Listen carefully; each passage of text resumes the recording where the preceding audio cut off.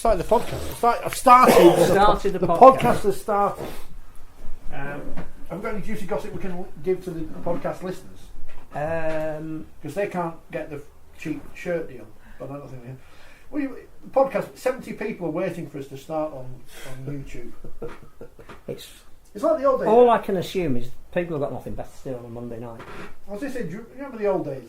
In the old days of television, and it didn't used to be on all day. Imagine that, listener. There was such a thing as the test card. Yeah. TV wasn't on all day. I'm on Facebook. I'm on YouTube as well. Yeah, in the days before 24-hour broadcasting, previously to local radio, which I God knows what's happened to that these days. But yeah, people used to have to sit there and wait for the TV to start.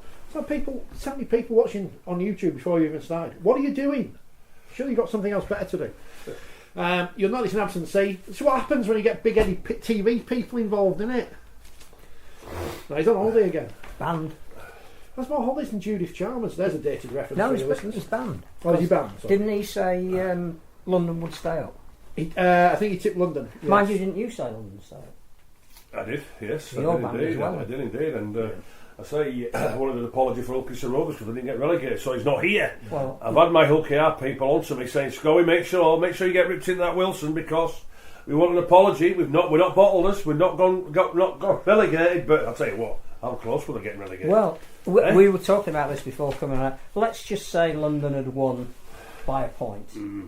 And that Wakefield would have been saved because their points difference was sufficient to keep them up. If Hull KR had gone down on a golden point again, extra time drop goal to Salford 3 years ago, exactly. I'll tell you what I want to discuss then, fellas. Good evening, everybody. By the way. Yeah, good evening, everybody.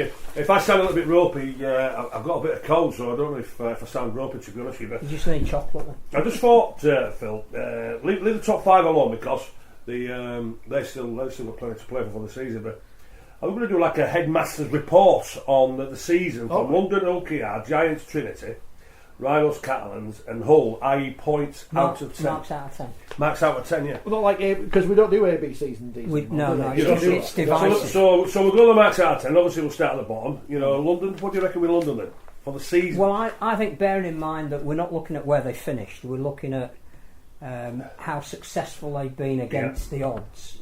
I think you'd have to give them an 8 out of 10. Well, that's exactly what I was thinking. 8 out of 10. I don't think there's any complaints to that, do you? 10 victories out of 29 games. Yeah. Every pundit was saying maybe maximum 3 games maybe they may win. But I also think none. Virtually every one of their players you would give 8 out of 10 for the season because the one thing you can't fault is their commitment, passion and effort. And I think if you've got that, actually it doesn't matter where you finish. Mm-hmm. The narrative at the end of last week, the story would have been if they'd avoided relegation. And, hats off to Wakefield because they were just too good on the day. But to take it to the last game with the resources that Danny Ward had and the acknowledgement that they didn't go out and heavily recruit. And I think there is an issue that we'll talk about a bit later that their accounts are very worrying, as indeed are Wigan's at the moment. I think for what they've achieved this year, 8 out of 10. Sensational, absolutely. What do you reckon? I totally agree. Yeah, that's fair enough. 8. Is this like the marks in the paper where they never go below 5? Well, we're knowledgeable, we're experts. We don't talk about what? I won't go that far. So I think our opinions will get very much respected, to be honest with you. Ulkis and Rovers. I don't know about that either. Ulkis and Rovers. Before the season started, we anticipated maybe they would finish higher than Hull. We anticipated Hull maybe finish about 9th or 10th, and OKR maybe finish in the top 8. OKR just scraped in, as we mentioned there, certainly with the golden point again. It could have repeated itself 3 years ago, but it hasn't. They've managed to survive the season for them. It's a really interesting one because I think you're right. When we all sit there in January, we have an optimistic view of perhaps how they're going to do, and I think we felt that they were going to challenge this year.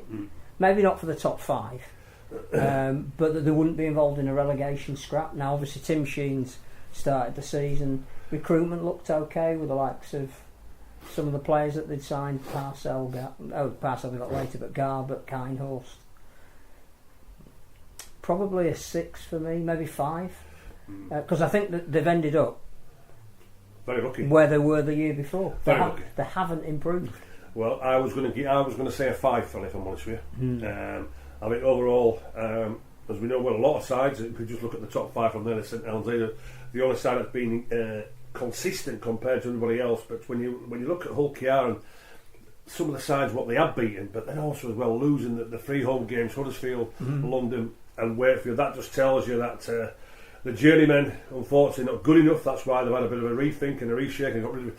I tell you what, I'm very surprised at the winger who they're getting shut of.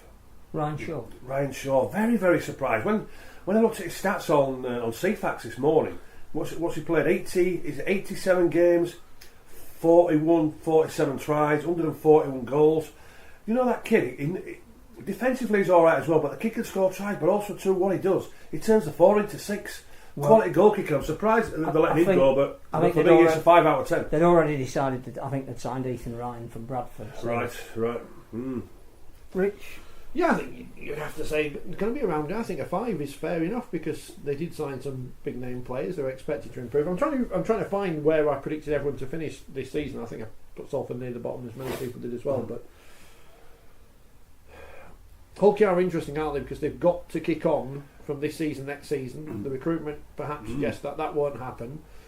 The fact that their coach has started making excuses about the format of the league, and that's what they are, because as soon as you give your players license to say, "Oh, relegation shouldn't exist," if you finish at the bottom, then I think as well when you read the League Express as well, big piece of Danny Maguire, you know, and rightly so, to be honest with you, because he has been one of the best players that's been in the modern era of the Super League. But, you know, Danny's going out to he's in Australia, he says, for 4 weeks. He's going to Melbourne Storm, he's going to Parramatta, and he's going to Newcastle Knights. But I'm asking the question, what for?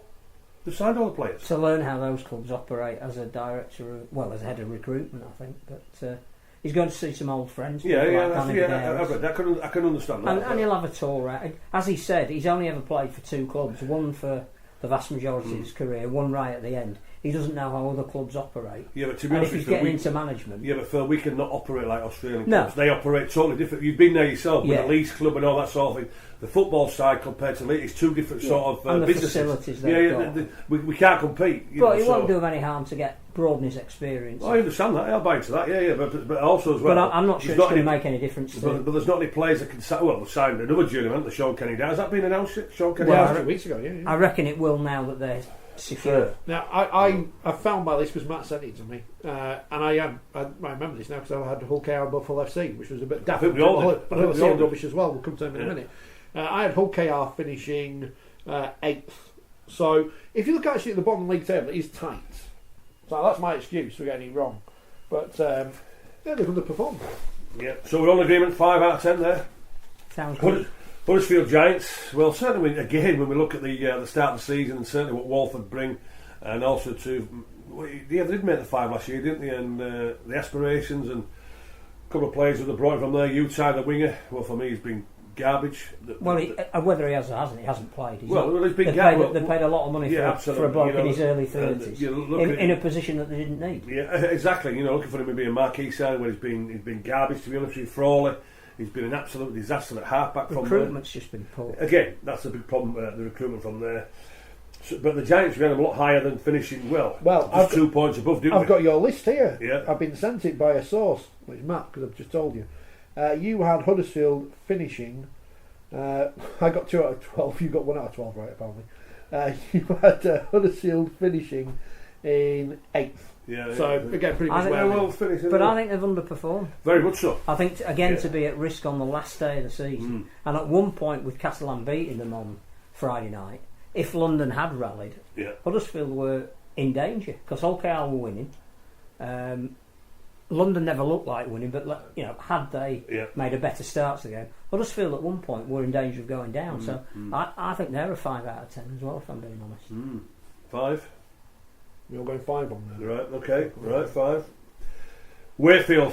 Well, we had these knocking on the door of the top 5, didn't we? I think we all said the signing of Danny Brough might be that edge into they finished 5th in the previous 2 seasons. Yeah. This year the benchmark was 5th. Yeah. So we thought you only need to be as good as you've been the last 2 years and you'll be in the playoffs. Yeah. But you've signed Danny Brough and that might be the the added ingredient to ensure you get final piece of the jigsaw. So again, why hasn't scrapping on the last right? So why hasn't it worked? And I'm not buying into excuse of injuries because no, everybody's had injuries. I'm not going to take an excuse of injuries. On CFAX, you wouldn't have seen this because they don't do video on CFAX.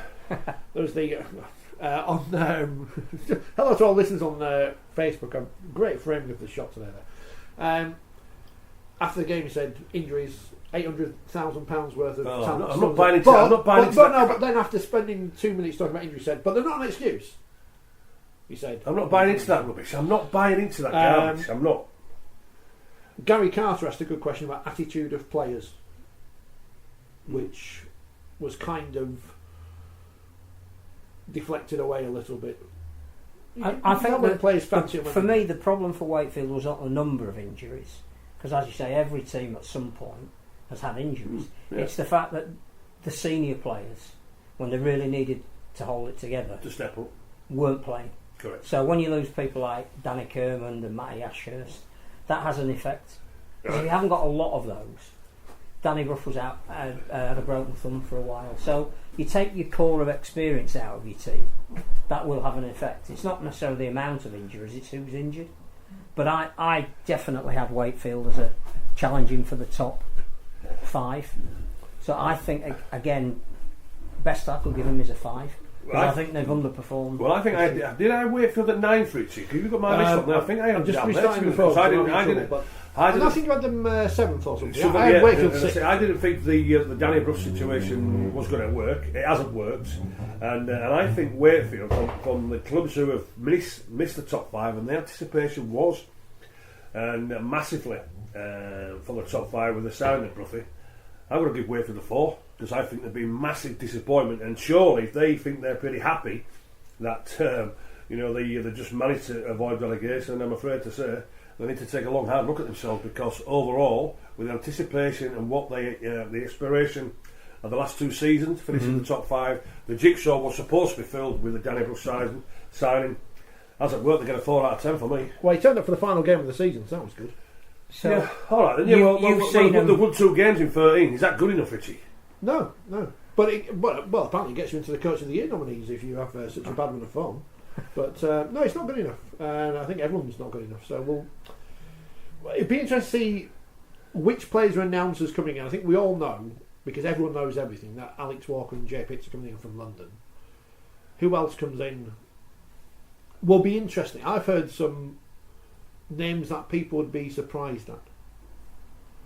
Well, one name at least. What's this space, eh? Yeah, very surprising. We'll find. We'll see, won't we? I mean. So, what would you give them out of 10? As your boy? Yeah, it's been disappointing, hasn't it? I think as people have realised, the Chester Art Brigade are just. I mean, I'll use your phrase. They're idiots. One bad season after 2 very good ones and one where we snuck into the playoffs because Salford got a points deduction. I'll take that. I'll take 1 bad year. It's like Leeds fans at the moment. You just won everything for 20 years, but you have a couple of bad years. It's not that bad, is it? It's not that bad. Do you want to do our competition before? Well, it's not a competition, but you can. Let me find the thing, because you can get right. You see this shirt. This is not just thrown here just for the sake of putting it there behind me. You can get a New Zealand Kiwis Rugby League shirt plus a T-shirt for a bargain price, less than half price. See there it says £54. No, I'm auditioning for QVC now. £26. All you have to do is head to the Mascot Browns website, mascotbrowns.com, and use the hashtag, use the promo code, I should say, The Legend Speaks. Is there a word missing there? That's not the competition, is it? So there it is. New Zealand Kiwis jersey, £26 plus a free t-shirt using the code The Legend Speaks at mascotbrowns.com, and you've got until midnight tonight. So if you're watching on catch up or on, it's like when they do it on ITV. Don't enter this competition if you're watching on repeat, because we'll get fined. So if you listen to the podcast, you've got until midnight on Monday. If you haven't, you missed out sadly, but still head to Mascot. But we're hoping to do one of these a week. Yes. So when we do this properly, we'll sort it out. But there you go. So New Zealand jersey, remind you later. The Legend Speaks. It's there. MoscowBrowns.com, 26 quid for a shirt and a free t-shirt. What t-shirt is it? I don't know. England and New Zealand in Denver. All right, okay. Right. Collector's piece. Fair play. Right, so were you two gone 5 Wakefield, I gone 4 Wakefield, okay. The Leeds Rhinos, Phil. Season of two halves. If you'd have marked them for the first half of the season, you'd have probably given them 3. I think for the second half, culminated in what was the best performance of the season last Friday night, probably given 6. But I think again that they finished roughly where we envisaged they would, mid-table. I don't think we had them challenging for almost this season. I had them 5th. I think we all thought the David Furner era was going to herald change, yeah. And it clearly didn't. It was the exact reverse. This is now 3 of the last 4 seasons where they've underperformed. I think there are some mitigating circumstances about transition. I know we've had the debate throughout the year. A mid-table team, you can only give them 5 if they're a mid-table team. A mid-table team with 2 players in the dream team. How well they must have played. We'll ask him about that later, because it was. You can't blame the media this year. One of them did all right. Can't blame the media this year. Yeah, Leeds again. You give them a. Well, I think they've finished 3rd. I think 3rd or 4th. I'll have to go back onto my thing. So, Phil, you give them how many? 6? No, I'd give them 5 overall. 5 overall. I was going to give everyone 5, apart from Salford, who I'll give 10 to. Yeah, I had Leeds finishing 4th because I thought with the players they brought in, I thought they had less disruption than Wigan. Yep. Because the whole theory was Adrian Lamb's coming in as a bit of a patsy for a year. They've lost a load of good players. Lo and behold, they go on and are going to win the grand final. And Leeds have disappointed. But yeah, so Leeds are 5. But the best thing about Leeds this year is you walk into that stadium and you feel you're in a proper, modern sporting venue, which you can't say for many of the clubs in our sport. Yeah, well, to be I can't give them no more than 5, to be honest with you, from there. And I say the David Furner management didn't last very long, did it from there, and he got a tune out of the players to Richie Agar from there. And I guess a big disappointment one, the players were brought in from a point of view, the senior players, the first part of the season, it was them who were letting Leeds down. It wasn't the young kids, we've seen the progression of Newman, Ash Hanley, Jack Walker, and it was the senior players, but it was pretty obvious that they didn't want to play for David Furner. They got in the sack. The players went to go see the management. They got in the sack. Richie Agar got a tune out of the players, and made himself safe with 24 points. But I've got to agree, can't give him no more than 5 out of 10 for the season what we've had. Yeah, just imagine if they'd signed Paulie. Catalan Dragons, right? So this is an interesting one, isn't it? For the overall season, what they've had. I think we all thought, having won the Challenge Cup, having signed a couple of winners, that they would make the 5. And Matty Smith. I had them 3rd. I had them finishing and I 3rd. think it's not an unrealistic expectation looking at their roster. I think the one thing we said was, will they overcome this ridiculous travel issue that they seem to have? And we thought with the likes of Tompkins and McAlorum in the team, they probably would, because they're the kind of guys that sit down amongst the players and just go, not bothered where we play, it's the same game. But they haven't cured that. And the most disappointing for me is not that they didn't make the playoffs, but they just haven't played an attractive style of rugby this year. Whenever you see the name Catalan Dragons on the fixture list, you think, well, they'll go down with fighting, they'll play with flair, they'll entertain. They haven't done any of that this year for me. They've been one of the most disappointing teams in the division in the terms of the fact that they've taken some fearful beatings. They've never even looked convincing at home. If they'd have won every game at home this year and still finished mid-table, but no improvement. In fact, I think they've gone backwards this year. Again, maybe I'm being predictable because I'm giving everybody 5, but I can't give them any more than a 5, to be honest. Well, to be honest, I'm giving them a 4 if I'm honest with you from there. And on 2 accounts, that's the question. Well, the defence of the Challenge Cup was absolutely pathetic, wasn't it? Awful. Absolutely pathetic. There wasn't even any fight to challenge for the Great Cup itself from there. And also as well, Phil, when they went to Barcelona, they got that great victory against Wigan. Did they make too much of that? Well, they never kicked on from it, that's for sure. That's what I'm saying. That should have been the springboard to say we're definitely finishing in the top 5. There seemed to be a division within the team between the way the French would like to play the game, of which you probably put Tony Gigo at the top of that, and the way the English players or the Australian players were playing the game. So if you're going to bring Frank Cassiano in, play him as a pure and utter offloader. Get everybody running off him. They never really sort of developed something around him. I'm just disappointed with them. Yeah, hugely. I understand why Bernard Gouache is saying I need to sit with my coach and change some of the players, because it's very hard to do it the other way around. You can't just sack all your players. And they are bringing James Maloney. I would imagine the way that some of them played. I would imagine if he could have done it, he would have sacked him. Don't worry about that. He would. And the rumour is that Drinkwater will come back next year, so it'll be Drinkwater and Maloney. That's Drinkwater, who's almost got Hulkins and Rovers relegated. Because he had a good season. So what's going to happen with Lange there then? Because he was sensational last year at standoff. So that's going to be another player who's going to be totally cheesed off, isn't he? Because he wants to play standoff. He doesn't want to play anywhere else. The balance right. Interesting. So Catalans, I'll give him a 4. Yourself? Yeah, I'd probably go 5 because they finished mid. 5. Rich. I'm tempted to give them 0 for that performance at Leeds a few weeks ago, because that was one of the most disgraceful things I've ever seen. I'm turning to that great clip of David Coleman after Italy-Chile in the 1962 World Cup. If you've never seen it, it turns into a fight, and obviously we don't condone violence, and he's really angry. But that was a poor performance. I'm going to give them 3. I know they finished just outside the playoffs. Expectation and reality it's probably not far from the minus 192 points. You've got a worse points difference on Wakefield and Hull have had some awful games this year, and Leeds have got a positive points difference. Madness. So 3 for the Richie, the Catalan Dragons. And we don't have any viewers in Catalan anyway. So last but not least, the Black and Whites. I'm a little bit thinking to myself, the comments, what I read, what Lee says in the paper.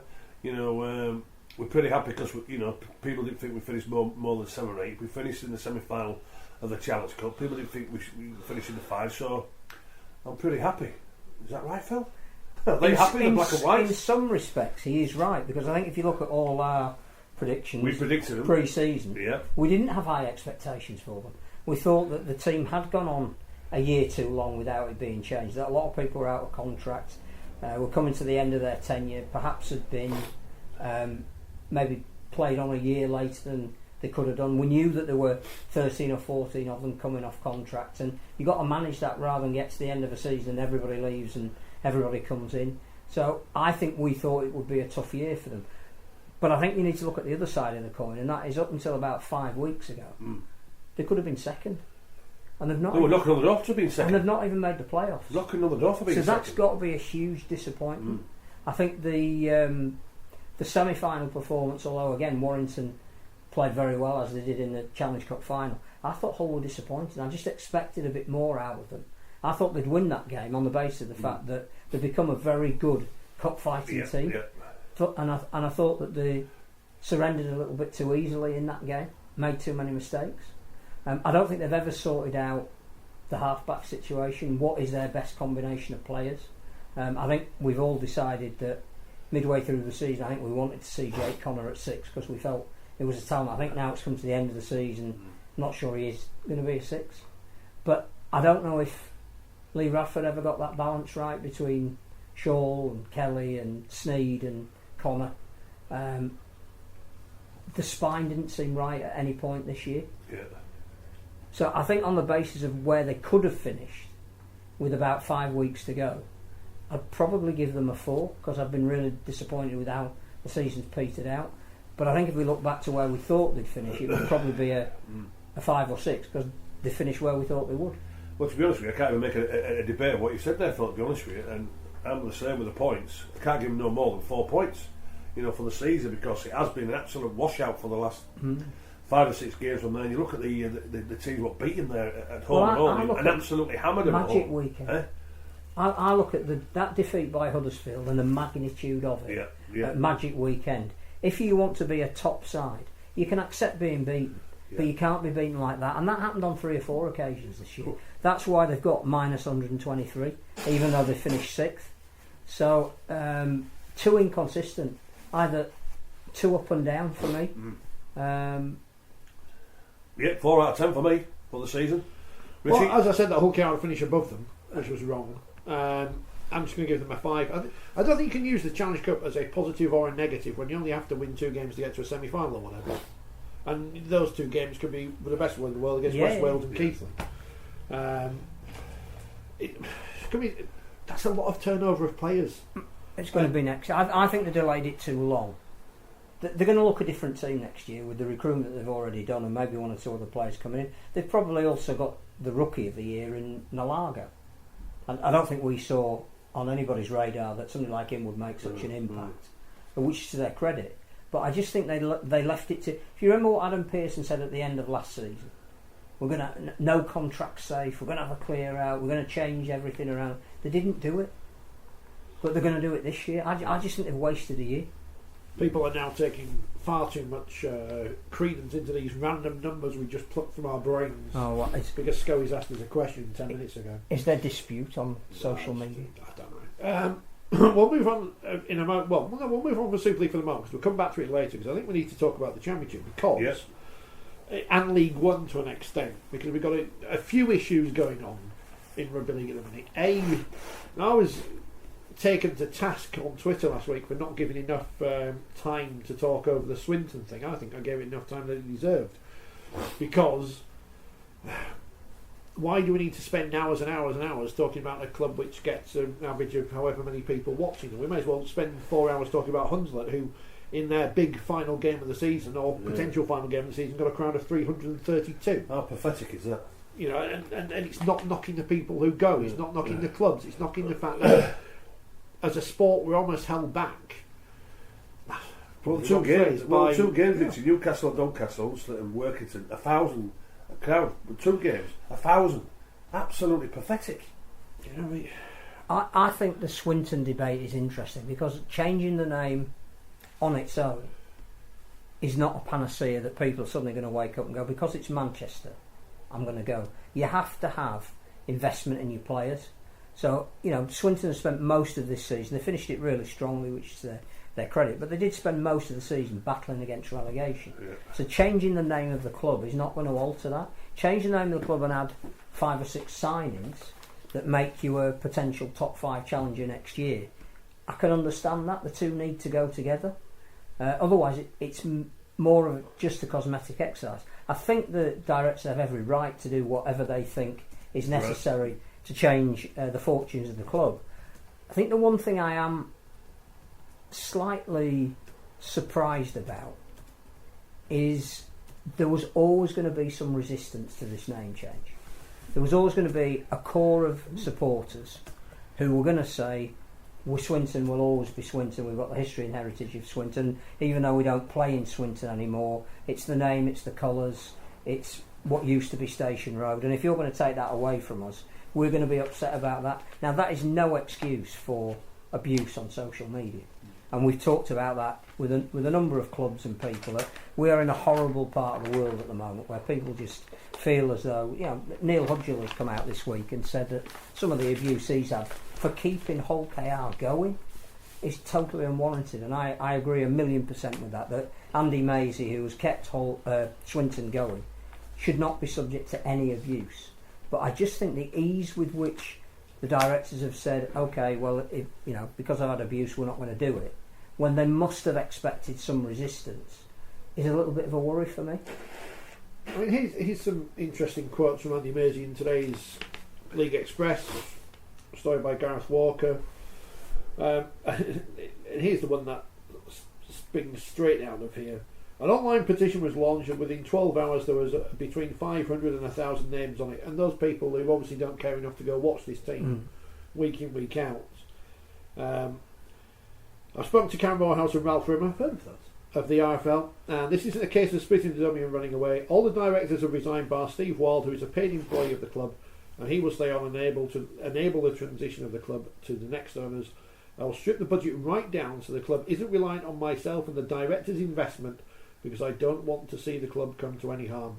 You know, and I know, and anyone watching this programme who's got half a brain knows, all these sporting clubs, be it football, rugby league, rugby union, whatever, rely heavily, for the most part, on benevolent people who made loads of money and want to throw it at professional sport for whatever reasons, altruistic or not. And it's not as if owning Swinton is going to make you into some kind of mega celebrity or get you the adulation of hundreds of thousands of people. I would go back to the fact that Wigan have just announced a loss of £1.4 million. They're the current defending champions. London, who've been back in Super League this year, for last season when they won promotion into Super League, made a loss of £1.6 million. So, clearly, whatever Andy Mays is putting into Swinton is going to keep them alive. I wouldn't question his motives for one moment. I think he's done a fantastic job to keep them a mid-table championship team. But it's almost as if at the first sign of resistance or opposition, of which there was always going to be some, we'd rather withdraw and leave somebody else to do it. Something there, for me, doesn't quite balance. I just don't know where we go as a sport. Well, I think you raise an interesting issue there, because this is the wider issue that we've spoken about on a number of occasions, about what do we want Super League to look like? What do we need it to look like for a broadcaster to invest in the sport, at least the level they're investing in at the moment? And then you bring in this whole thing about Toronto, where Robert Elston in his comments today in the build-up to the playoffs, he's saying it isn't 100% certain that Toronto have got the green light to come into Super League, that there's still due diligence. How can there still be due diligence? Yeah, exactly. The playoffs have started. This time last year, when Toronto were in a similar position, they were fighting for a place in Super League, they were given the green light. So what has changed? You cannot, as a credible sport, whether it be Swinton changing their name to Manchester or Toronto being on the verge of a chance of being in Super League, and say 3 games out from that, we're not sure we're going to let you in. So does that mean that London are being told, keep all your players together because you're not being relegated? Like London get reprieve? Are Toulouse being told, well, if you finish second, you might go up because we don't have the same doubts? As a fan, whether it's of Swinton or Wigan or Toronto or Dewsbury, when the sport itself can't make the tough decisions, why would you want to own a club? Why would you want to support a club? Why would you want to buy a season ticket? We need to decide what we are, what we want to be, what we're trying to be, what we can be with the resources we've got. And again, I go back to something we've discussed for nearly 2 years on this programme.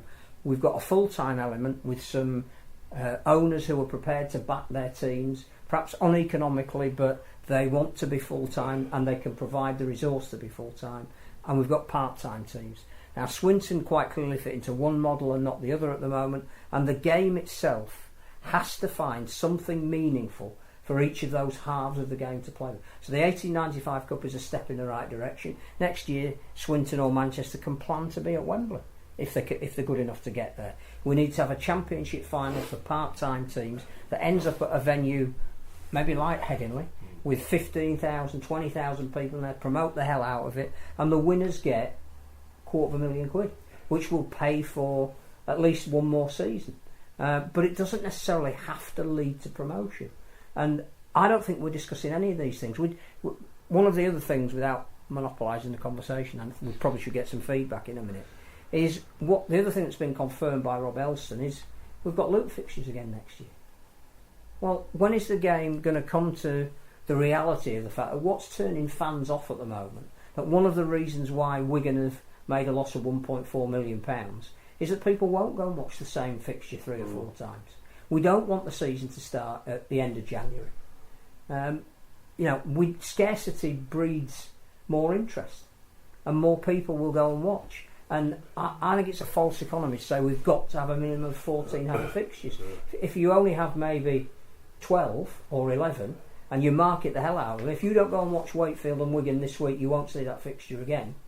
That's what we've got to do. And I'm not sure we're addressing any of those issues. As you say, if Toronto do get the green light, somebody might be going there twice next year in the regular season.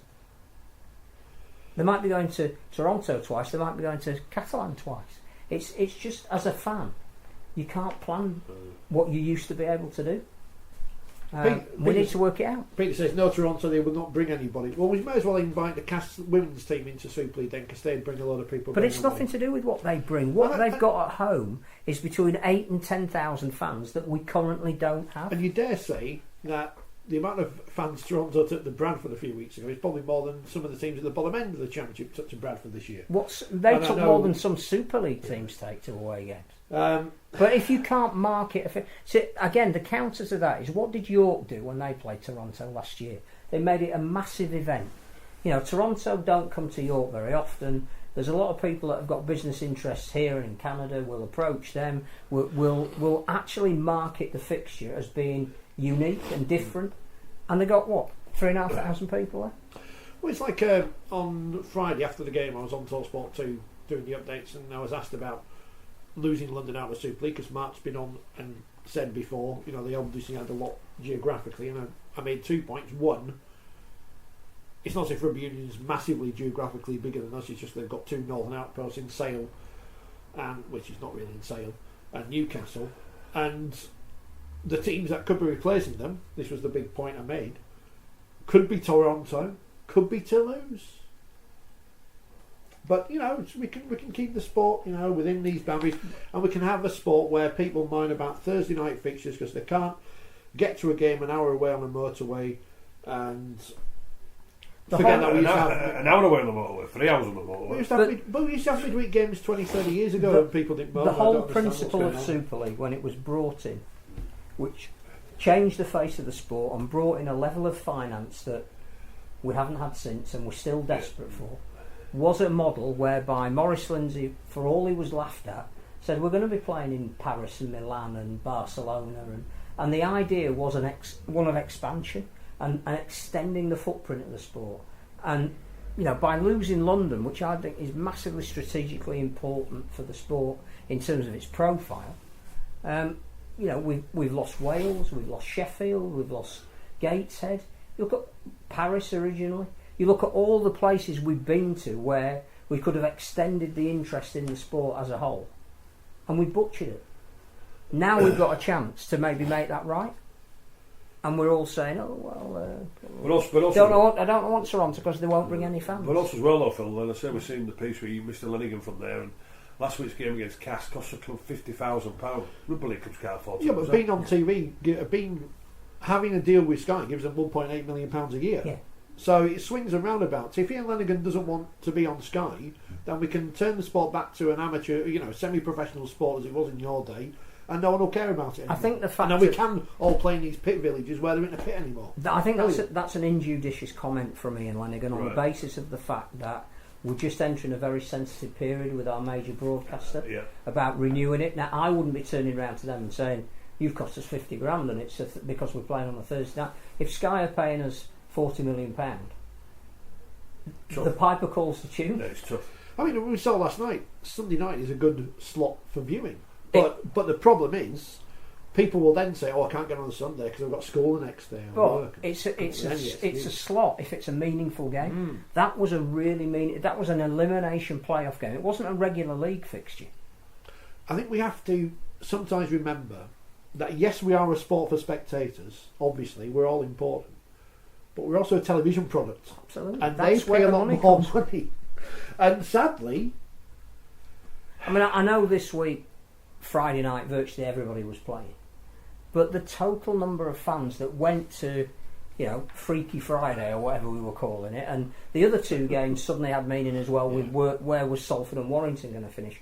We didn't get more than just over 50,000 fans actually attending. I know Dawn said it's about changing fixtures at the last minute. Until the last few weeks, all the Thursday games were set in stone at the start of the season, was it? And it is unfortunate. And I'm not saying it's an ideal situation, but they pay that money. It happens in every sport. It happens in football. I mean, how many Leeds United games get booed for the Dawn is right, but whoever she supports survive on the money that the broadcaster give them to buy the players that she wants to go and see. I think we've been told, haven't we, that the salary cap is covered by what is given at by the moment. Sky. And all the rest of the money you have to generate yourself to pay for everything else. And we don't know what's going to happen with this TV deal. I don't think it's going to be as bad as people think it's going to be. But we don't know what the country's going to be. It is for the Championship and League Rugby. Well, but they can. But we keep being told by people within the Championship that they can generate their own TV deals worth millions of pounds. Now they wouldn't be lying to us or spreading untruths, would they, to push their own agendas?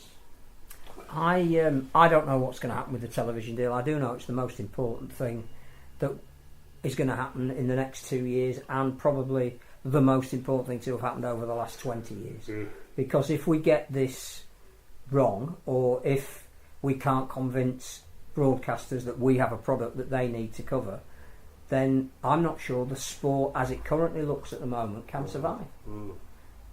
I don't know how. I mean, when again, I'm not picking Wigan as an example, they've just announced their figures, but when the leading team in terms of the one who are currently the champions made a bigger loss than last year, the previous 2 years put together, that's got to be a concern, because they're being subsidised by the extent of their salary cap.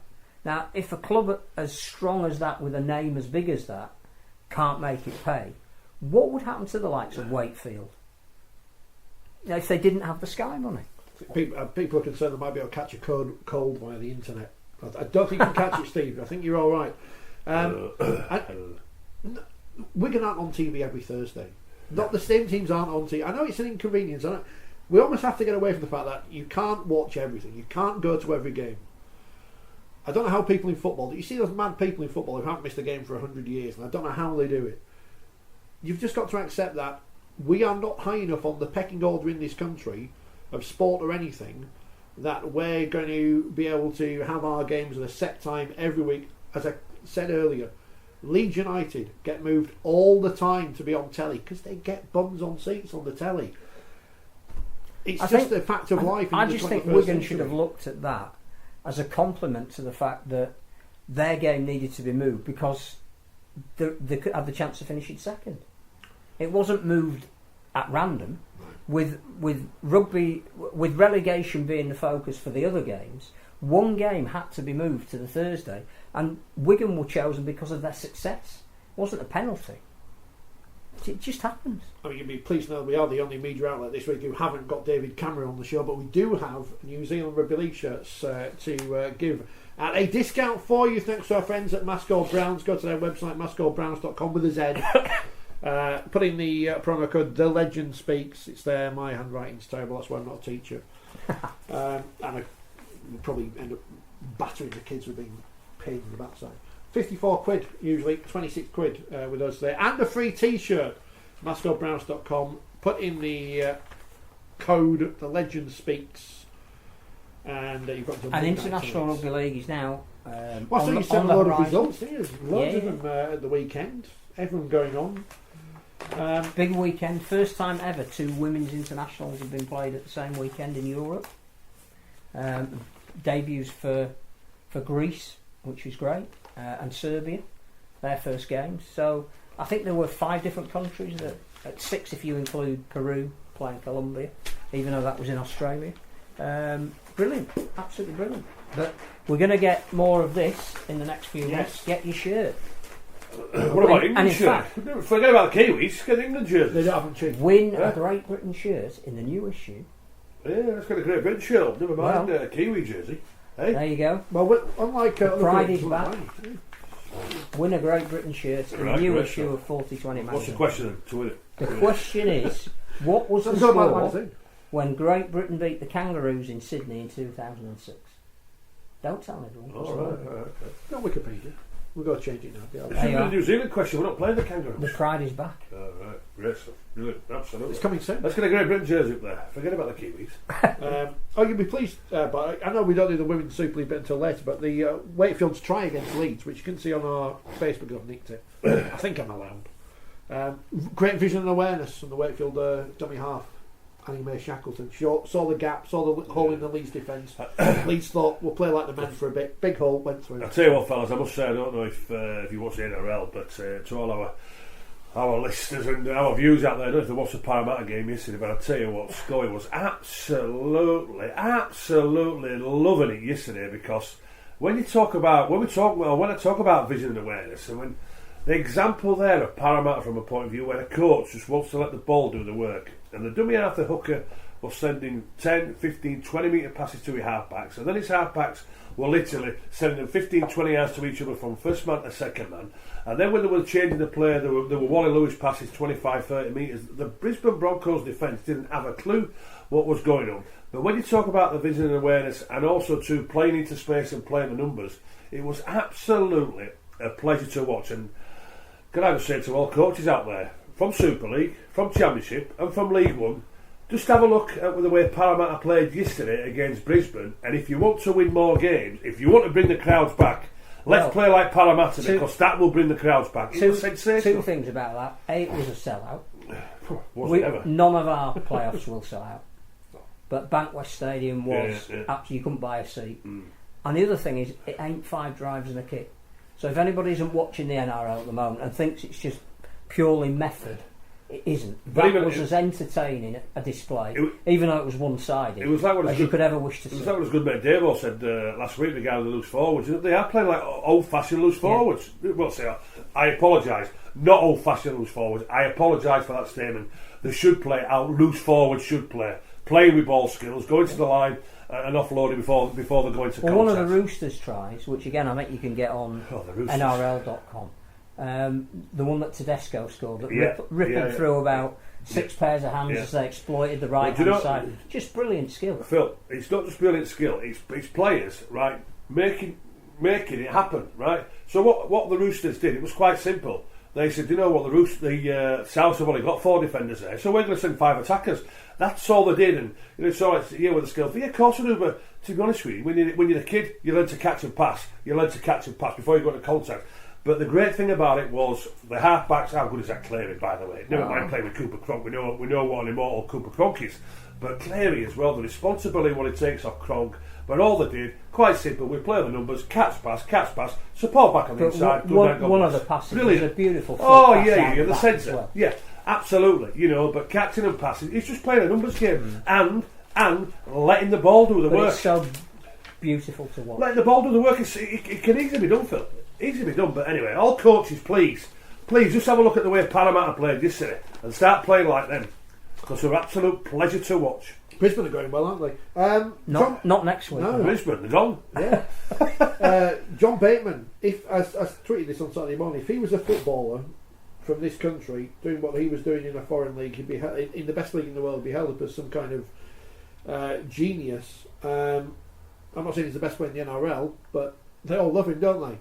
And he was key in their victory over the Melbourne Storm. Well, one thing again, and I've said about John Bateman, he's a freak of a rugby league player. And if I'm honest with you, I never doubted that he was good enough to play in the NRL, but it was just a matter of his size, But they can't even handle him, So again, from the freak of a player, what he is, he's even more of a freak of a player, because the Aussies, it doesn't matter if there's 2 feet, even 4 guys. They literally can't wrap him up. But he's not big. He's not big. He's not like, No, he's not muscular. We went down the road of if you were a big lad, you got signed. Now, it's the engine that he's got that means in the last minute he's working as hard as in the first minute. But he is absolutely dynamic. Absolutely. But also, he's got a coach there who will let him express himself with Ricky Stewart. I know Ricky pretty well. And, we all know Ricky Stewart's a player himself. He loved the old Wally Lewis, and also can they get to the grand final? Oh, no two ways about it. Can they? And I say with Bateman, he's an absolute freak of a rugby league player. But if you look at him, it's like we all look at Lee Crooks. If you put Crooks in £1,000 suit, it still looks scruffy. And John Bateman's the same in the rugby league field. You're thinking, hold on, he doesn't look like a rugby league player. But boy, oh boy, when he gets that ball in hand, and defensive wise, they can't even knock him off defensive wise. Potential sensational. Dally M. Why not? I think so. Why not? It's been sensational. Any dispute as to anything we've been saying? Well, plenty there always is, isn't there? But I was going to mention something Daniel sent in to us earlier, and he's sent it in again on Facebook, so I'll mention it now, about Steve Price, who's been nominated for the Super League Coach of the Year, which I don't understand, because they've been on an awful run of form. They've thrown away second place and finished 4th. Yes, they won the Challenge Cup, but that's not a Super League competition, as far as I remember, unless it fits when it suits. And Daniel's asked the question, because of that run of form, without the Challenge Cup, would he still be in a job, or would he be sacking round the corner? If you look at our form, lost 8 of the last 9, the only team we beat was Wakefield, And that's relegation form, which we all called for Bradford to get the sack last year. I'm not saying he should, but it's a discussion point. I like Price, I just like opinions. I don't think he should be on the coach of the year shortlist at all. I think there's two things. I don't think you can have 4 coaches on. Correct. Where's the 4? When there's only 12 teams. Where's the 4? It's too much. I don't get that. No. And I don't think that his record in Super League this year stacks up with the other 3. So we haven't spoken yet about Salford, and we must, because finishing 3rd is just the most astonishing achievement. And irrespective of whether London had stayed up or not, I've been saying for a couple of weeks, I think Ian Watson is the coach of the year. I don't think you can argue with Holbrook, because his team have finished by a record number of points at the top of the league. No team has ever done that in any era. So you've got to reward excellence. Danny Ward, you've got to acknowledge the job that he's done, whether they got relegated or not. He gets my vote, as I've said. And Watson, for me, is now we talk about where we all had teams at the start of the season. I think we all had Salford towards the bottom. I think I had Salford 10th. So to end the last week of the season, to go above Warrington and finish 3rd, that is just a phenomenal achievement. Absolutely. You don't need Steve Price in that. I think what Steve Price was saying after the game on Friday, because I think he was shell-shocked with the way Warrington performed. There was a lot of emotion around Emerald Headingley because of JJB in particular. So I think Leeds wanted to send him out in the right manner, and Warrington couldn't cope with that. Warrington's tactics were odd for me, kicking early and never really looking to play any rugby in the early part of the game. But I think what Steve Price said in the press conference afterwards was, we know how to play knockout football, and we proved that in the Challenge Cup. So I'm not going to get too hung up about our form at the moment. I know I've got a group of players that can do the job, and he's possibly right that I don't think we can judge his contribution until Warrington get knocked out. Last year they got to Wembley and lost. This year they've got to Wembley and won. Last year they got to Old Trafford and lost. This year we don't know, they could still get to Old Trafford. So I think the jury's out on him, but for me he wouldn't be on the list of 4 nominees for coach of the year. I apologise when I've got cold, but I agree with you. Why have we picked 4 coaches? Too many. I don't get it. All right, I buy into Holbrook without a shadow of a doubt with the consistency of 52 points, and Watson and Danny Ward. Well, you can't overlook them, can you? No. Simple as that. So you're responsible for the dream team selection. Your fault. I'll tell you what my side was. Well, I was going to ask, because I want people to. I mentioned this yesterday we mentioned this yesterday on Twitter. Send in your dream team of players not in the dream team, and we will give away a magazine. Well, I'll tell you about my dream team. I picked Zach Hardiker at fullback.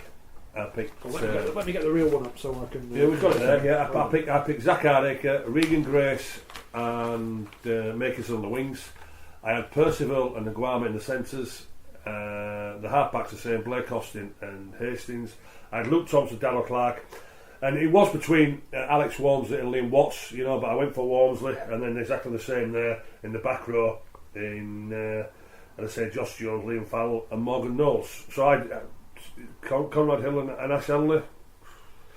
They're the ones that are getting most question marks over, because they're playing in a team that have finished nowhere near the playoffs this year. Lachlan Coote, the reason why I went for Hardiker, Lachlan Coote went out for about 6 or 7 weeks, wasn't he? 5 or 6 weeks. But I think if you apply that principle, you can't have Liam Farrell in there, who has been really good when he's been there, but has missed I could understand 2 or 3 months.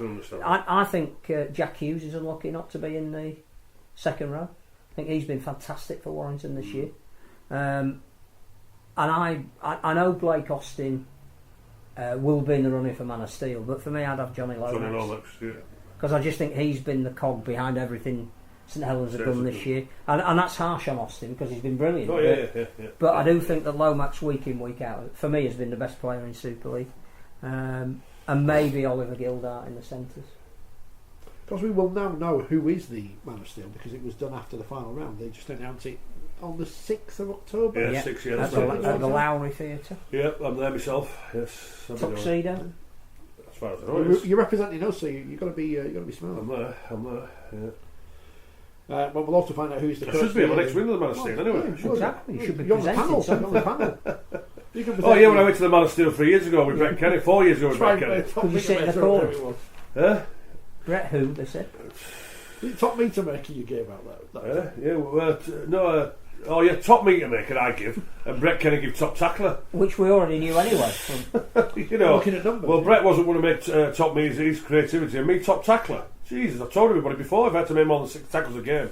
The donkeys were getting told off. I must say the other thing that I am going back to Parramatta. Yeah. They've named their 4 stands. Oh, yeah. Great that Brett Kenny's got one of them named after him. Brett Kenny, Mick Cronin, Peter Sterling, and Ken Thorner. Ken Thorne, yeah. I tell you what, they've left some out, haven't they? Well, yeah, Ray Price. But great that Brett Kenny is permanently. Oh yeah, we've had that. stand Mick Cronin, Sterling, and Ken Thorne. But I tell you what, Ray Price, Mr. Perpetual Motion. Good player. Boy, oh boy. Eric Grove. He was quite good. Eric Grove, you know, to look at Steve Ella from a point of view, and well, but I just thought it was great as they pan round the ground. Oh yeah, each stand had somebody and you go, oh brilliant. You could see it all there, but I'm surprised Ray Price wasn't mentioned because he was Mr. Perpetual Motion. So when are they going to name the Western Terrace at Headingley the Gary Schofield Open Terrace? The away fans to enjoy standing on. Yeah, nice one. Nice. Well, that's a serious point. Yeah. In the Hall of Fame. Both Leeds and the. When do we find out who's going in this year? The Rugby League Hall of Fame. What is it?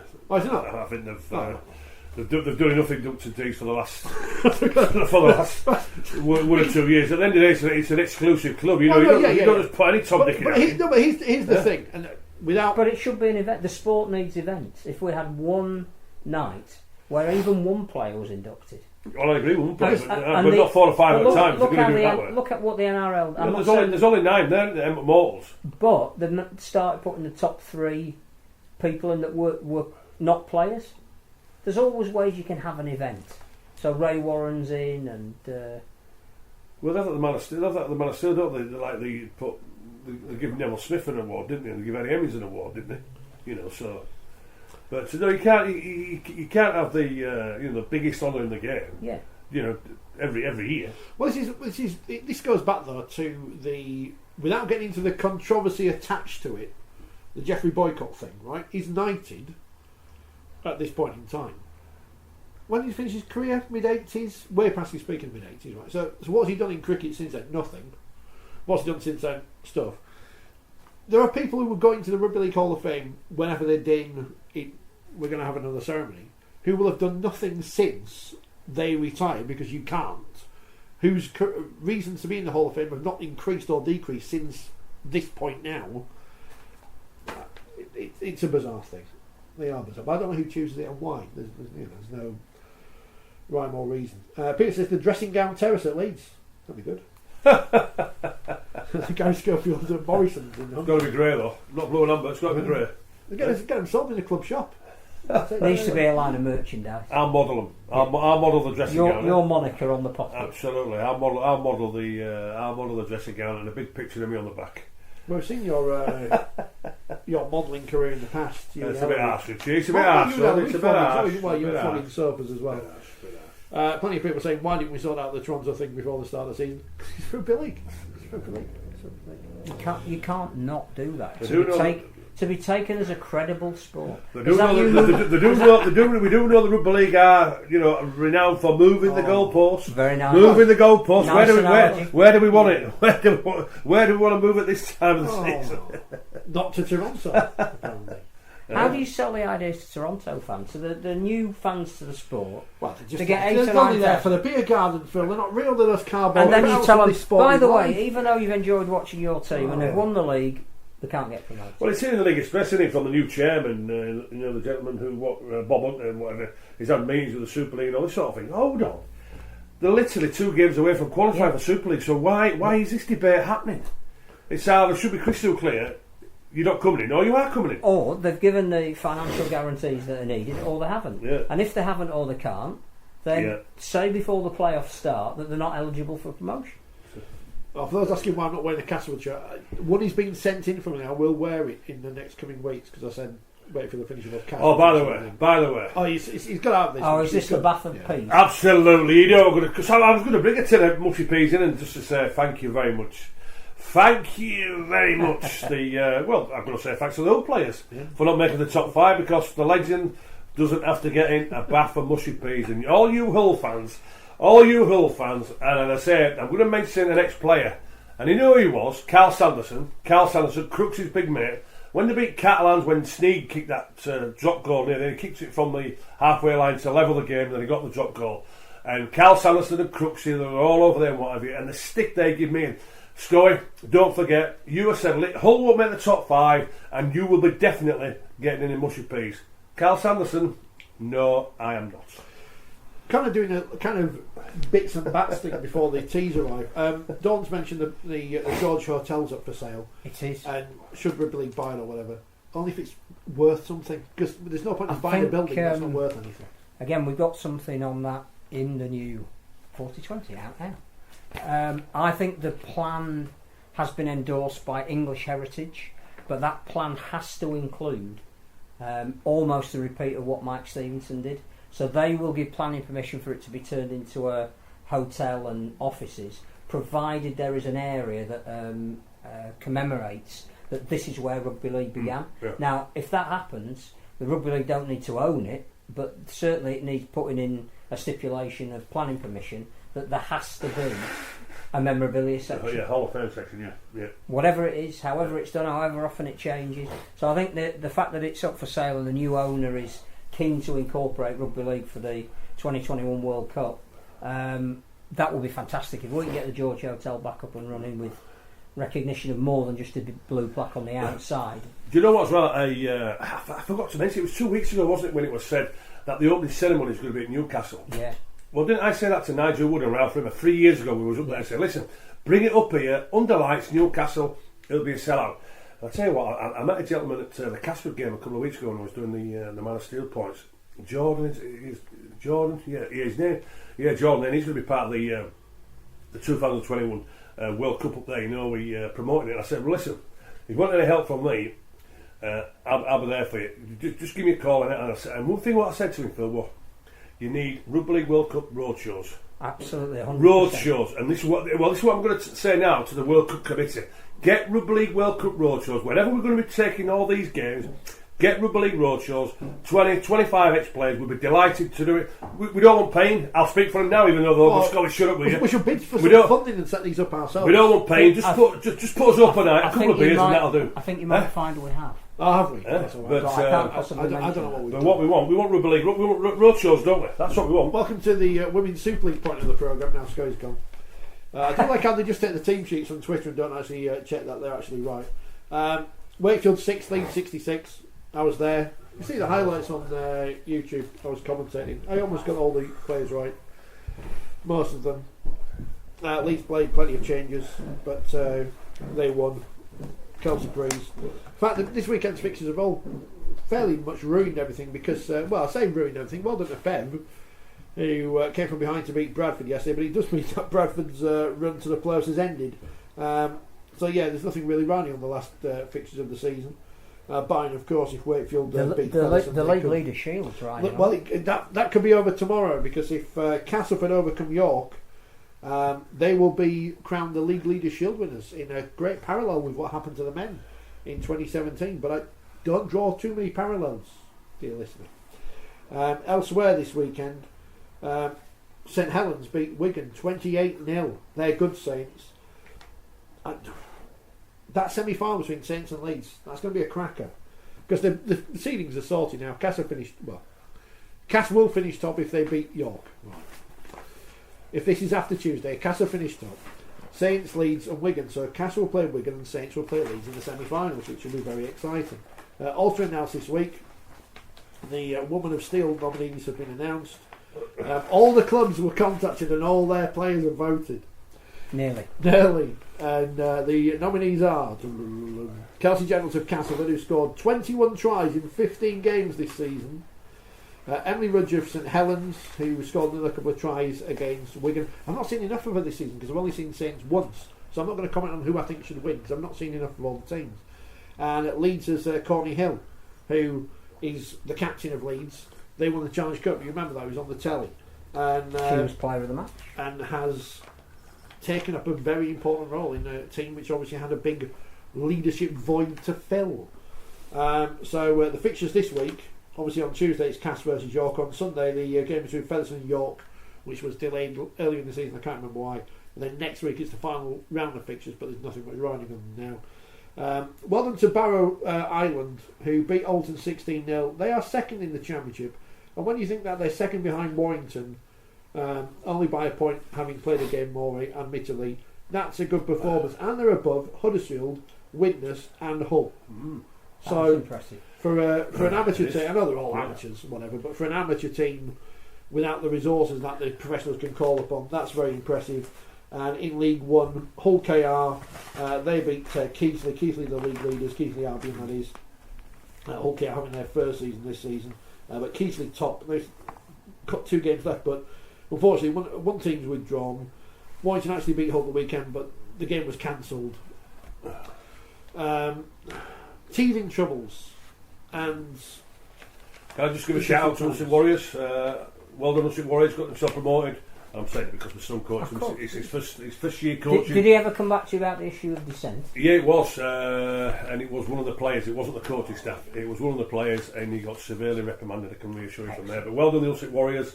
And I say my son's the head coach from there. Well done, all the other coaches, all the players, and all the best in the League 2 next season. Shall I get the disciplinary up, because there's been plenty of it? Well, I was going to say well done to Wakefield and Michael Carter as well, who I think we're all admiring of the job that he's done at Wakefield, because he has identified a fan who caused some trouble on Friday night and has banned him for a year. That's what we need. Yeah. I'd go further for life bans. Yeah. What was he doing? What was the situation? I don't know exactly in this case, but there was someone who threw a flare, and a girl was taken to hospital. Sounds not seriously injured, which is good news. Why people take flares, I've no idea. Stop doing it and ban people for life. Correct. They are dangerous. Yeah. They are dangerous. And again, I'm not here merely to promote the current issue. Well, I think that's part of the idea. But there is a whole feature on whether we are the family sport that we like to think we are. There's a number of caricatures on the cover. See if any of them are you. But the main thing is there's 4 or 5 pages about can we consider ourselves to be a family sport anymore. I'll tell you what as well. How long is it going to take now with this debacle with Catalans and Warrington? we're still waiting for what more investigation? Is it 7 weeks? It's been 7 weeks now, hasn't it? It's absolutely pathetic what's going on there, isn't it? Do they think they're going to be able to sweep under the carpet? And Catalan season's finished now. Yeah, do they think they're going to be able to sweep under the carpet, do they? Don't forget, for all your international rugby league needs and merchandise, MuscoBrowns.com is the place to go. And you can get a New Zealand shirt for 26 quid and a free t-shirt until midnight tonight using the code The Legend Speaks. Put that in the checkout. Legend Speaks ... Yeah. I'll tell you what, that might break it. So is that an indication there? Just look at the new 4020 there with the Pride is back. Yeah. Jake Conlon, a Great Britain jersey. Be interesting what number he's got on the back. Be interesting. Interesting. Disciplinary review panel has been out. It's been out for a while, but here we come to it at this point. Matt Parcell, Hulkings and Rovers, Grade C, Great Dangerous Contact, 3 matches. Well, he's having a shoulder up, so I presume that'll cover that. Luke Briscoe, Leeds, Grade B, drops with knees, 1 match. That'll be the Boxing Day friendly. What's he got? Jesse sending a file. Well, we'll come to him about it. Matty Smith, Warrington, Grade B, Dangerous Contact, 1 match penalty notice. He played. Collector's item there. Jesse sent so Warrington can't pick Matty Smith on Thursday night. Got it. We don't. People will take this and we're picking on people. We'll get no. You saw Matty Smith play on Friday night. Safe to say that if you're comparing the performances of Matty Smith and Blake Austin to Robert Louis and Richie Myler, pretty dominant one way over the other, wasn't it? Well, one was good and one was rubbish. There you go. Rugby Union want to sign him? I don't know. There you go. So Jesse sent Lefau. Jesse sent Lefau, who of course is not that. Remember was it Deck Patton that time who smacked something and the coach escaped? He's not that kind of player. Jesse Lefau, he's religious. He wouldn't do that. He stood on someone. 2 matches. How many? 2. It's ridiculous, though, isn't it? It's 2 matches. Two matches. Well, he's religious. He's taken into account. You are religious. You're a man of God. Rubbish. Absolute rubbish. Because you did apologise. I just want to say a couple of things as well. On Sailor Faye and also to Partington as well. Just about some who got one match, Grade A, strikes with arm. Well, and a warning. But also to and some of his answers. But Jesse sending a fail for what he did, literally striking the player's head, intense and malicious with the knees. And we're talking about so-called player safety or with a concussion. Well, striking the head like he did with intent and malicious. that has to be 6 games. That has to be 6 games. And it's ridiculous. It's absolutely ridiculous. I'll get to the others in a minute, but interesting thing on Partington and Wigan's young players in general, because Paul Cook mentioned this on the video after the game. I thought it was an interesting point. He said it showed a lack of respect. Correct. I wondered how you would take that, because... No, mate, yeah. Well, first of all, and he missed it again, did Child. Sort of around the head. He missed it with Partington, ragged off Paul McShane's head, off there. And then also to what Partington, and I'll just give you a bit of advice here now, Pat, and I'm sure AJ Lamb will do the same anyway. Do not be showing lack of respect by patting players on the head, because that's the second charge. The contrary behaviour. He didn't get a ban for it. No, well, it's totally disrespectful, because one thing for sure, like nowadays, it's not like it used to be back in my day, because I can reassure you, if he'd have done that to a Lee Crooks or a Carl Harrison or a Trevor Skinnett or Steve Roach or a Kevin Tamati or a Les Boyd, well, let me tell you this: what will be happening to you, Partington? It'd be going to the dentist and getting 6 teeth replaced, because they would have just literally belted him in the gob. Which we're not condoning. No, I'm not condoning that whatsoever. But you have to build your reputation. That's what would have happened back in my day. So. The kid is a quality player. The kid puts his body on the line. The kid gets it ripped, and I tell you what, that's what I love. that's what I love about him. And also that might even take Wigan to a grand final. Mate, and also too, did you see, it was him who did the final pass to Smithy? Did you see that pass when he took it? So the kid's got all the skills from there. So what's his first name? Partington. Oliver. Just let me give you a bit of advice. I'm sure Adrian Lamb is going to tell you exactly the same. You don't need that rubbish in your game, son. Take it away. You're a quality player. You're not going to be far off, I would imagine, being a full international in the next 12 months to 2 years from there. Could be playing in a World Cup. Well, who's to say he may not? Who's to say he may not get a call up here with Great Britain the way that he's playing the young kid. But listen, Oliver, cut out that rubbish. You're a quality player, and do not be disrespectful to your fellow players, because even in today's game, I can reassure you, son, somebody will line you up, and you will totally regret what you're doing. You don't need it, because you're a quality player. And the other thing is, if it's somebody like Gareth Ellis, who's one of the hardest playing the game and ever has been, he will do it legally, but you won't be playing the rest of the match. No, because it's quite simple. You can easily do something just by, your elbow, you can easily do something just 2 or 3 inch, easily. So it'll be a matter of a broken jaw. Matt Cook, who was clearly offended by it. The next tackle he made, cut somebody in half. Ripped him. So, and Partington's missing the playoff game because... Well, just a stupidity, really. He didn't have to. Stupidity. He doesn't have to do it. Quality player, and cut it out, son, because you are quality. Simple as that. Disciplinary. It's exciting.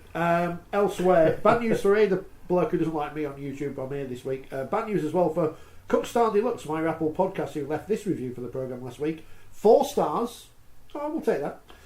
A decent listen. One thing, please get Schofield et al. A tissue to blow his nose. Hearing snorting for 2 hours isn't great. Don't listen to this week's podcast. Just delete it now. Well, I am doing it. I did say before we started, I have got cold, and I am doing my best to combat when my nose is running and we are the 33rd biggest rugby podcast in the United States of America. And weren't we big in Lithuania or somewhere? Luxembourg, as opposed to the Prime Minister, Yeah, we didn't get booed in Luxembourg. And if you just think right now, because apparently there's some global international rugby tournament starting soon, which you can't name because they'll ask us to pay money for it. Although Schoey's golf tournament looked a bit like the Cup. Even though they stole our name. We allowed them to steal our name. And it's based on a myth and all that jazz. all that rubbish. Just think how many rugby podcasts are going to be starting soon. Because it doesn't...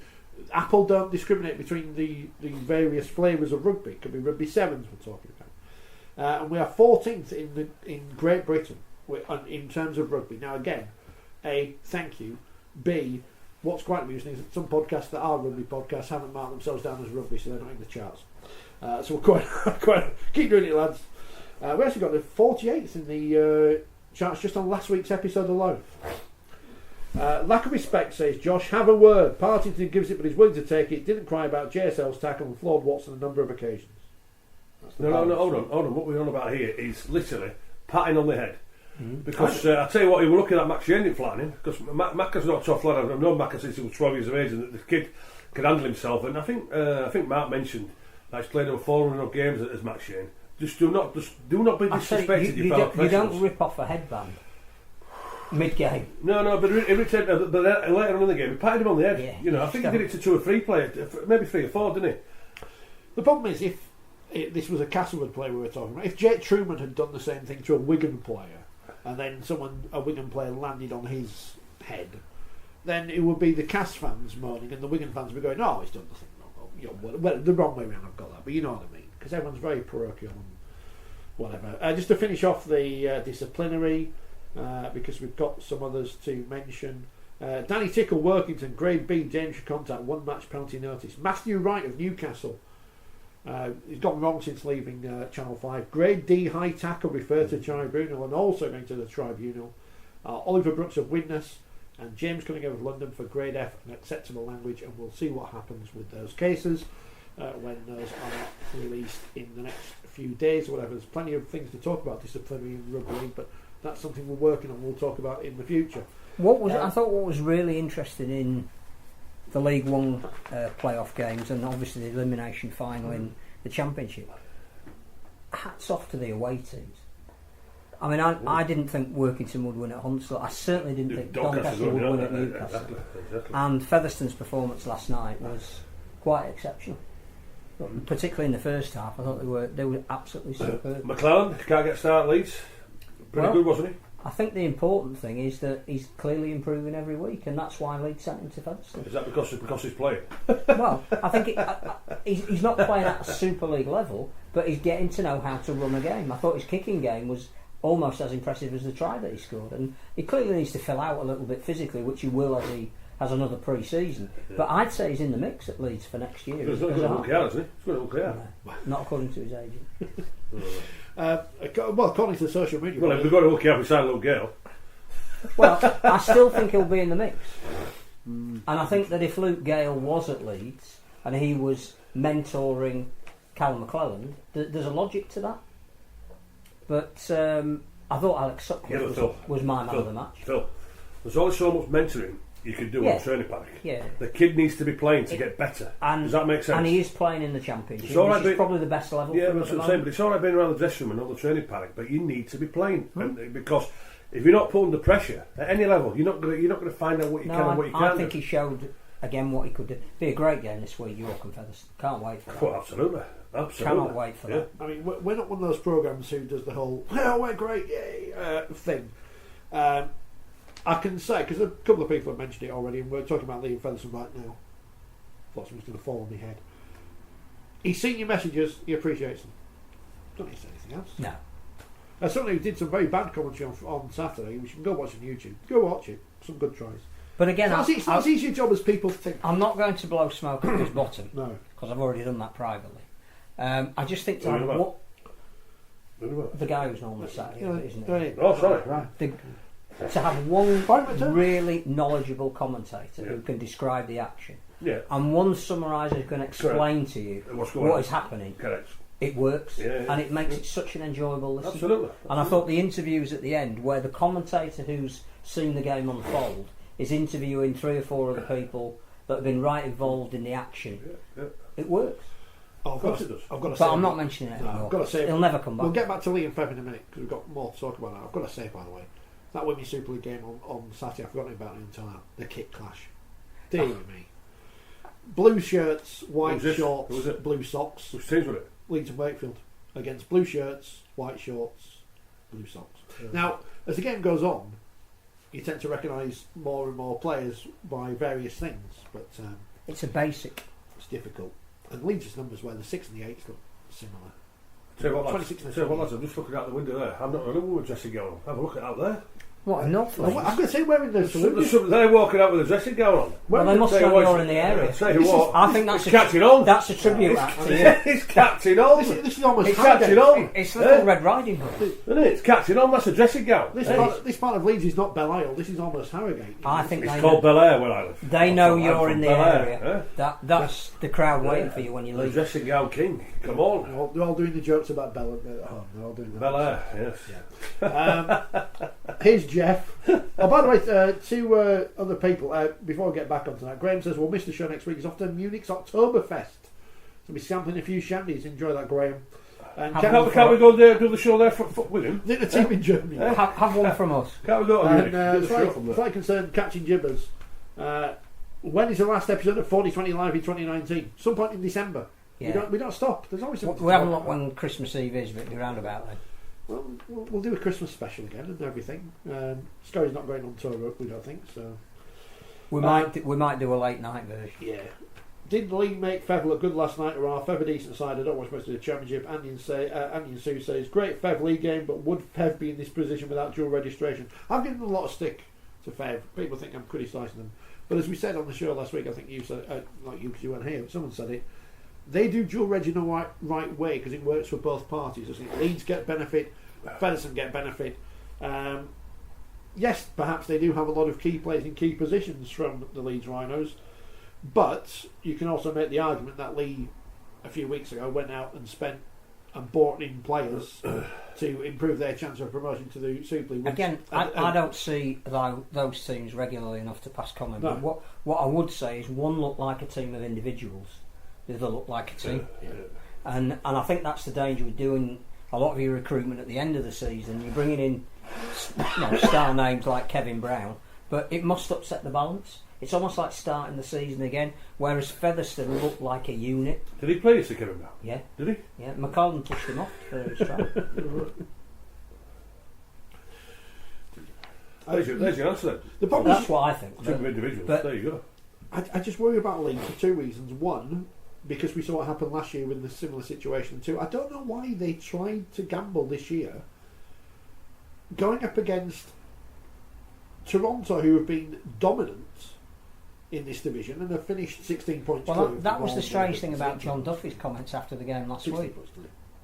That Toronto were bullies. Brian McDermott said Lee were bullies, and Duffy said he spat his dummy out. They're not going to play him now. It just seems very odd. It's an odd thing to do. We also now know that whoever does get promoted, it's going to be a new name in Super League. Yeah. Which is exciting. Which is important for Super League, I think. Let's just say here then, York make it. Will York say we don't want it because we're not ready? I think they would be ready. I think new stadium. Yeah. Oh yeah, new stadium. Yeah, I'm not saying every facility because the new stadium. But would you go up and take the money for a season where everyone's on the like London did this year? And I also think there are some. It's very late to recruit players, but there are some players out there that you could get that. Maybe you played for London this year that aren't yet signed to other clubs. The team that gets promoted. We all know it's no secret. If Toronto get promoted, they are going big. Oh yeah, they will be changing their side. They will be signing two marquee players, and they won't sign a bucket load of players. They won't be messing about. No. They will be competitive from a minute again. I think Toulouse are building. I watched a bit of the Toulouse game against York this week. A bit like it's not a direct comparison. A bit like Parramatta. They know how to play. They don't care where they are on the pitch. If it's on, they'll play. Yeah. And Corella was just magnificent this week. And some of the tries that they fashioned, I think if they would get a couple of experienced players to add to the core of talented French guys they've got, they'd be okay in Super League. I think York could have the most work to do. Featherstone, I don't know how it would work. If they didn't have access to the dual registered players that they've currently got, I genuinely don't know how that would work, but I think certainly the top three, if they got up there, they'll enhance Super League. So then, with the quality, look at the quality of Featherstone, Toulouse, and York. It's not a given that Toronto automatic promotion. I think these sides. The one thing Toronto have got this year that perhaps they didn't have last year is they've got a coach that knows how to win a grand final, and they've got a coach that will have the right tactics to win the grand final, whoever he's playing. And I think they've got players like John Wilkin, who have gone there specifically to do a job. And I think if you say to John, there's 80 minutes there, you've got to control this game and make sure your team win. He's still good enough to do that. Oh yeah, without it. So I think, yes, Toulouse have a chance, because they're very unorthodox, but I can't see Toronto being beat. Right. But that's why I think it's an absolute disgrace that they've not been told one way or the other if they're promoted. Yeah. Well, this is, I think it was Carson who mentioned earlier, or someone, forgive me if I've got the wrong name, the split has done everything in. We keep saying this, the split of power between the RFL and Super League, they need each other more than they realise on many different levels, and this is another case where there is a club within a system. They're not actually members, are they? This is where it all gets complicated as well. are they associate members or whatever? They're not full members of the Rugby Football League, but they're in the system, and they. So we know. Well, let's just say Super League don't let Toronto in. Will that be the end of Toronto? Will there stuff in? I think you know what? I'm going to go even further. It's the end of the credibility of the sport at a major level. If I was David Argyle, if we've got any, who was over-invested, but made it clear from minute one that he was buying a Championship team in League One, a Super League team in the Championship, the money that he spent on the kit when they were in League One was more than most teams get as a handout from the RFL. They have made it completely clear from minute one that their aim and objective was Super League. Yeah. If they're denied, and I was him, I'd turn it into a rugby union team, which would be an absolute travesty. Because it's easy enough to just do that, isn't it? There's no. Well, they've got a professional league, haven't they? And well, in Canada they've got a professional league over there. Well, they've got in North America. They're trying to build a professional rugby union. It would be easy just to transform. With the best way in the world, most of the people there won't know the difference. No. Because it's a brand new thing. You know? Over in Canada this week, Martin Crick, who is a senior coach educator with the International Federation, has been out running the first level 1 courses in Canada. So all of that work, aside from what Toronto are doing, will be completely wasted. It's not as if, say, Rugby League in this country imploded and there was no money, and the Rugby Union Premiership said to Wigan, Leeds and St Helens, come and be part of our competition. People wouldn't follow because we're going back to Swinton and Manchester here, aren't we? People wouldn't follow Leeds Rhinos in the Rugby Union Premiership because they support the Leeds Rhinos in the Rugby League Super League, because they don't watch Rugby Union, because as has been proven at Wigan with Oral and here in Leeds with Yorkshire Carnegie or whatever they're called this week, they don't watch them because they like watching Rugby League. They don't like watching Rugby Union. But we know the intrinsic differences and which side of the divide we stand on. But in new markets, they don't. And it's an interesting point, because in the women's game, Rugby Union is far more important to Rugby League because of the available player pool, which is an interesting thing. Don't forget, if you're a big fan of internationals, get a New Zealand shirt. Look, New Zealand Kiwis have got one here. Not £54, you can't see that because I've looked on the thing. £26 until midnight tonight at if you play £54, you get a play for that as well. You get to coach Tonga. you get a Kiwi play for £54. Get a free T-shirt as well. Also for Lapana. He did fit in that, wouldn't he, now, Ollie? Not sure he would. Using the promo code. You get Dean Clark. The legend 1996 all over again. I don't know the worst. Might be before Dean Clark. The legend speaks. Mascobrowns.com.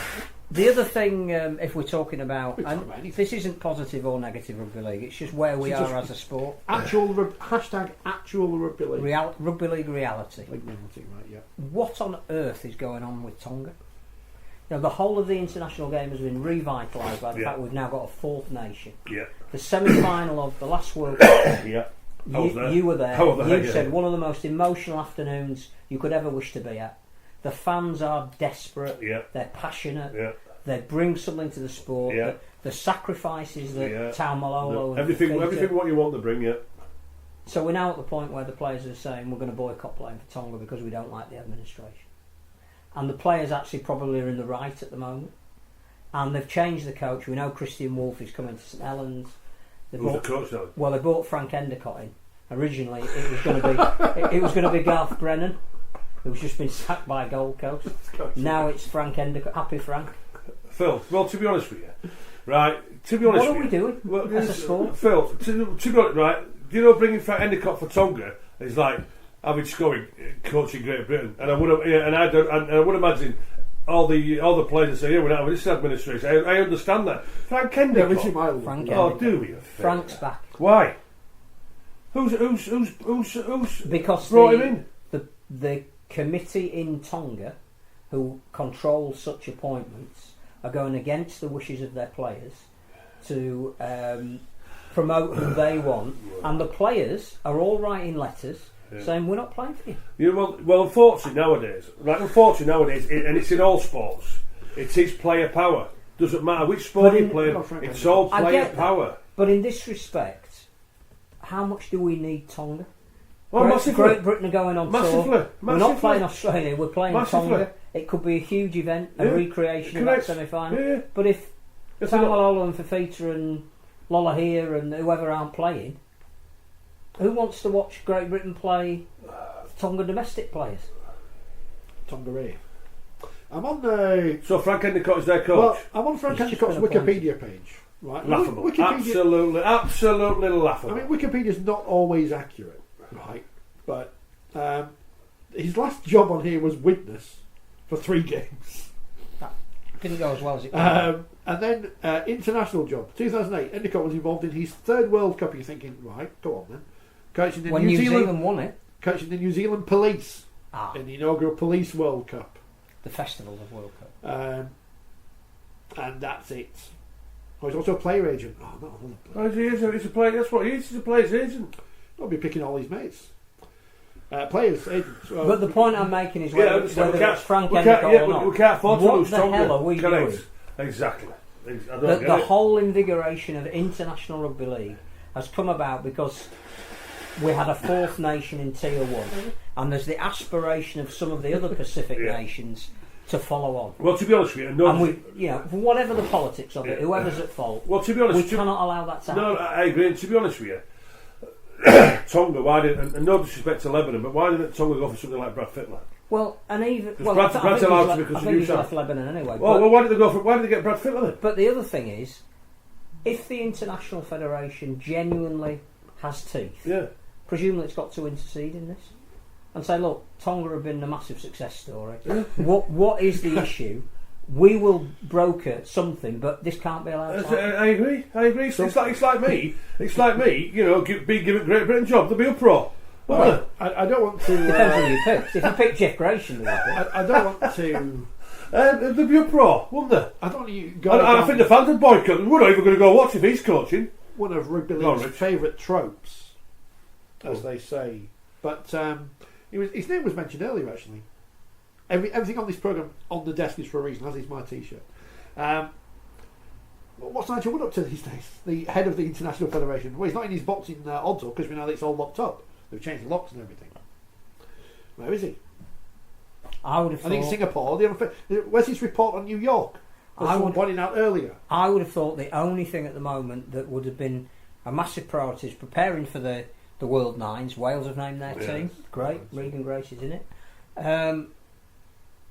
Sorting out the Tonga situation. I just, do you know what? It's laughable, isn't it? Yeah. Do you reckon he'll be getting hospitality Jews with it's pathetic. Has he got a box there? And they might say... I was invited to just be with this game last week, but they might say they don't want to micromanage nations, but we're not a big enough sport not to. No. Honestly, because you know what, the Tonga people, they just want to see their internationals in their colours. We saw on social media last year Andrew Fafita telling his father and grandfather that he'd selected Tonga ahead of Australia, and the emotion we saw when they played so well in the World Cup. They went back, and Taumalolo and Lolohea were given land where their families lived, and it means everything. Look at, again, going back to Parramatta, look at Mikasiva, who is Fijian. He's not Tongan, but the pool of talent that we can tap into if we get it right. He's the leading try scorer in the NRL this year. Nobody had heard of him before this season. He looks... How good is he? Well, I say he looks the most supreme athlete on the wing. How good is he? But if there's one Mikasiva, there's got to be 10. And if there's 10 in Fiji, there's got to be another 10 in Tonga. This is so important for the sport that we get this right. And to have most of the players saying we're not going to play... Who's on the Tongan administration side? Is it any? It's somebody in players or? No, we don't want to go down the route of colonialism with these teams, but people are very concerned about Schoey, by the way. What, and his coat? Very, very. Go home and put your dressing gown on, says Denise. I'm very concerned that when this is finished, I'll have what he's got. Tom says you should have called in sick. David says we need to antibacterialise the pitch afterwards. I apologise out there. I apologise. I'll be better next week. I'm trying to think of what I put a list of things out on Twitter earlier of things we need to talk about, but I think we pretty much talked about everything. We haven't really talked about the games this year. I'd like to talk about Salford. We need to talk about because Salford I know they've done really good stuff. I know that we get some criticism, not least when we're back against them. I think what they have achieved this year is absolutely phenomenal. I got the chance to see them at first hand a week before this when they were at Headingley, and I had appreciated from watching them on telly some of the great things that they do, but I think unless you see that panoramic view of the way the team sets themselves up and covers for each other, you don't really get it unless you can view it live. They are one of the best organised teams I've seen this year. We know that Wigan are extremely disciplined. We know that St Helens can turn it on if you allow them to do it. But in terms of playing to your strengths, I don't think there's a better team than Salford out there at the moment. Well, Wolfie for sure, and I'm sure Ian Wattson's a very smart coach and he knows exactly what Wigan are about at this time of year, and he knows exactly the way that Wigan play. Wolfie for sure what Salford can't do though, Phil. When I saw him playing Warrington after the Challenge Cup final for the first 40 minutes, they just played in the arm whistle. You can't do that. They can't do that. They against don't Wigan. need to do that. Exactly. So they cannot. If they think for 40 minutes they can get an arm wrestle with Wigan, well, I'll tell you what, that arm will be broken. It will be broken after 20 minutes because Wigan will just literally suffocate them like they do with everybody if anybody tries to take them on at their own game from there. So, but Ian Watson's a smart coach. He's proved it himself, so he knows exactly the way what Wigan will play, and he can't go there. And I'm expecting Jackson Hastings and Louis and Niall Evans to have absolute blinders, and the hooker. What's his name? The Lussick. I'm not sure Louis will. Tamalola might. Not Tamalola. Lola here. I meant from there, and I'm expecting plenty. There's a big signing news.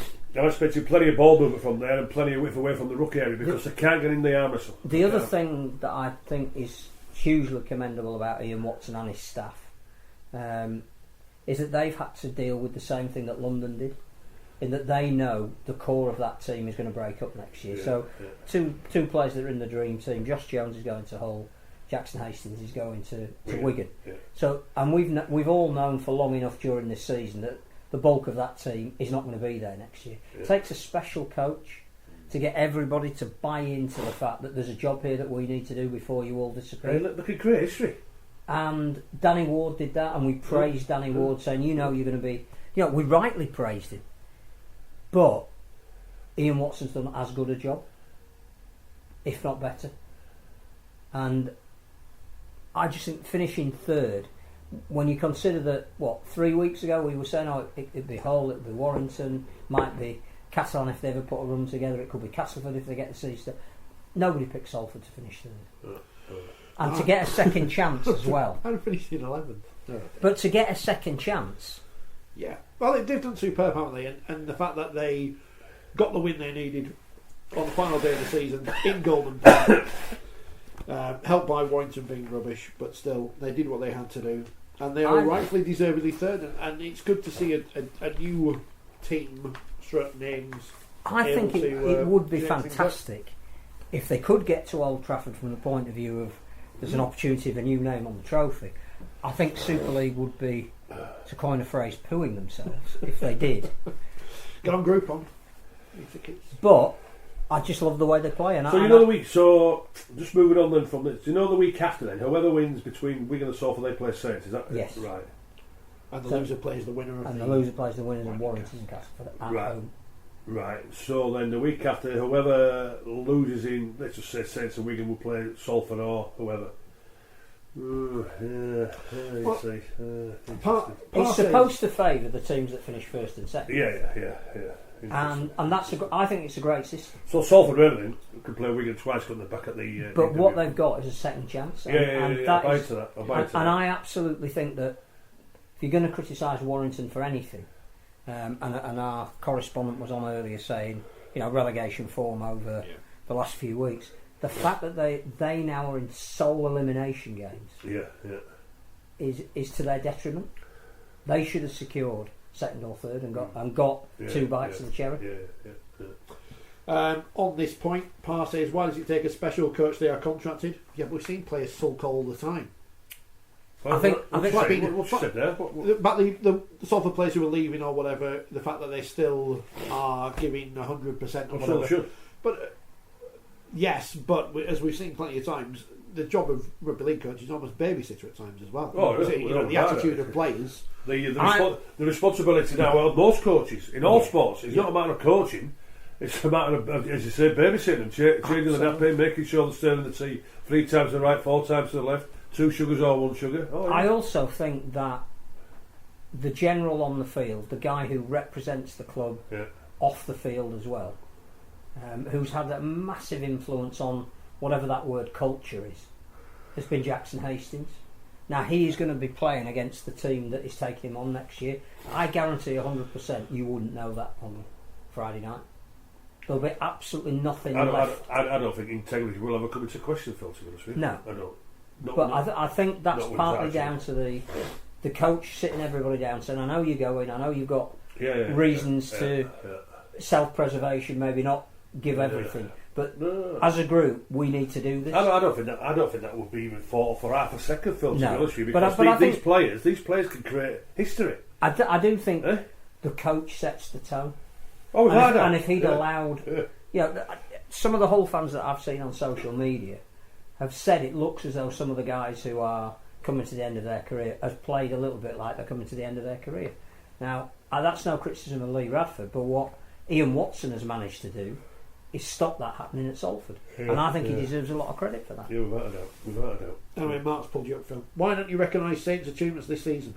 I think we have every single week of the season. You can only say, Saints, they're really good. I think we said at the beginning that to finish 16 points clear, I hope St Helens win the grand final on the basis of the fact that I think their form this year needs to be rewarded, and that their players, who have been so magnificent, should be parading that trophy round on the last day of the season.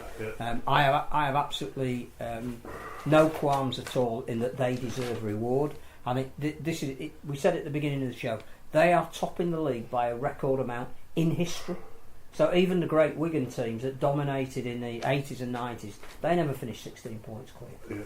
This is a phenomenal achievement, and the problem this season has been that's almost got sidelined, because all the interest has been in who's going to get relegated, who's going to make 4th and 5th, and nobody has paid enough tribute to what St Helens have done. And the shame from their point of view is that when they got the chance to do it on the national stage in the Challenge Cup final, they couldn't do it. But I hope Saints get their due reward at Old Trafford on the 12th of October.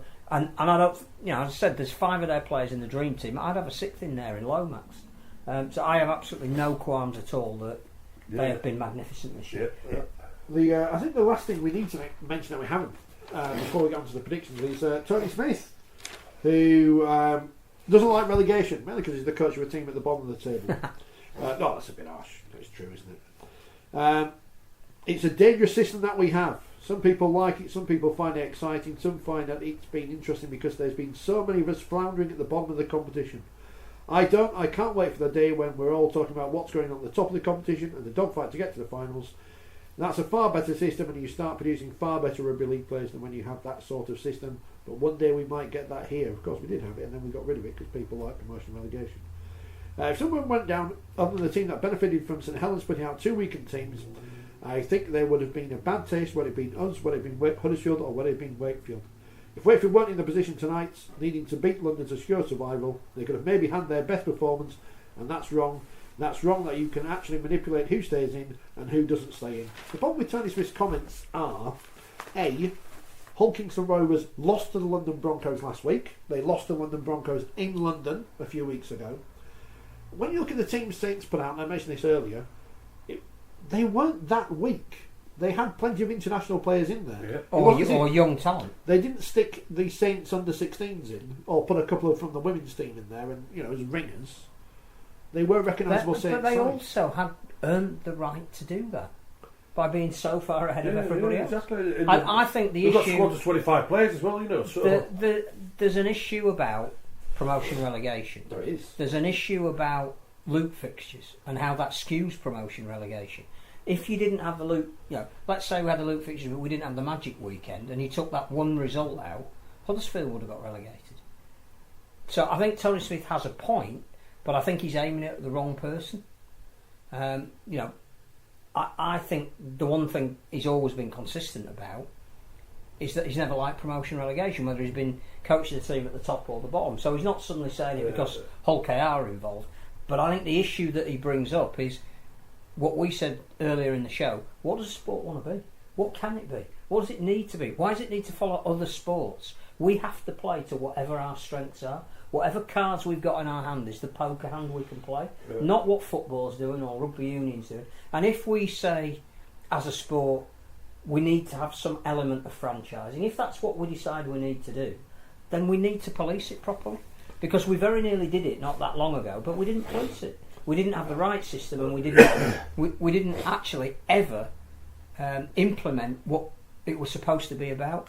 Let's decide what we want to be, what we can be, what resource we've got, how much jam we've got, how thinly we want to spread it, and come up with a plan for the next 2, 5 and 10 years about what Super League's going to look like, what it involves, what it doesn't involve. If it is economics now that determine everything, let's be honest about it. And the teams that Justin Holbrook picked for those games against London were teams that Justin Holbrook believed would beat London. Yep. And what they're winning the both games as well. London just came back and beat them. It's almost irrelevant, isn't it? Why don't we credit London? No, exactly. Give credit where it's due. You know, let's not forget. I don't know when Wigan went down there. They picked a bit of a loose side, but Wigan were 10 or 12 points ahead. I think they were 10 or 12 nil. London came back and beat Wakefield ahead quite easily on the first game of the season, and it couldn't see it. Leeds were ahead against them. The beat Leeds from there. So give credit where it's due. Yeah. We've probably never had a night in which the results went the wrong way for everyone who didn't have a dog in the fight, because everyone wanted to see London up. Yeah. And everyone wanted to see one of the other teams. I think what we need to do is pay tribute to Wakefield, who had, weren't in a great run of form, but so dominated that game for an hour that they were never going to lose it. What they didn't give was London a sniff of that, and that's to Wakefield's credit. We all thought maybe it was going to be a cup final too far for London, but we wanted it to go to the Solheim Cup, the last put on the last green. So if it had been 1918 at Bellevue going into the last minute, that's what we all wanted, but Wakefield were too good. It's interesting because he was asked in the press conference afterwards, was Danny Ward, did London fall to the pressure, and he went, no, they didn't.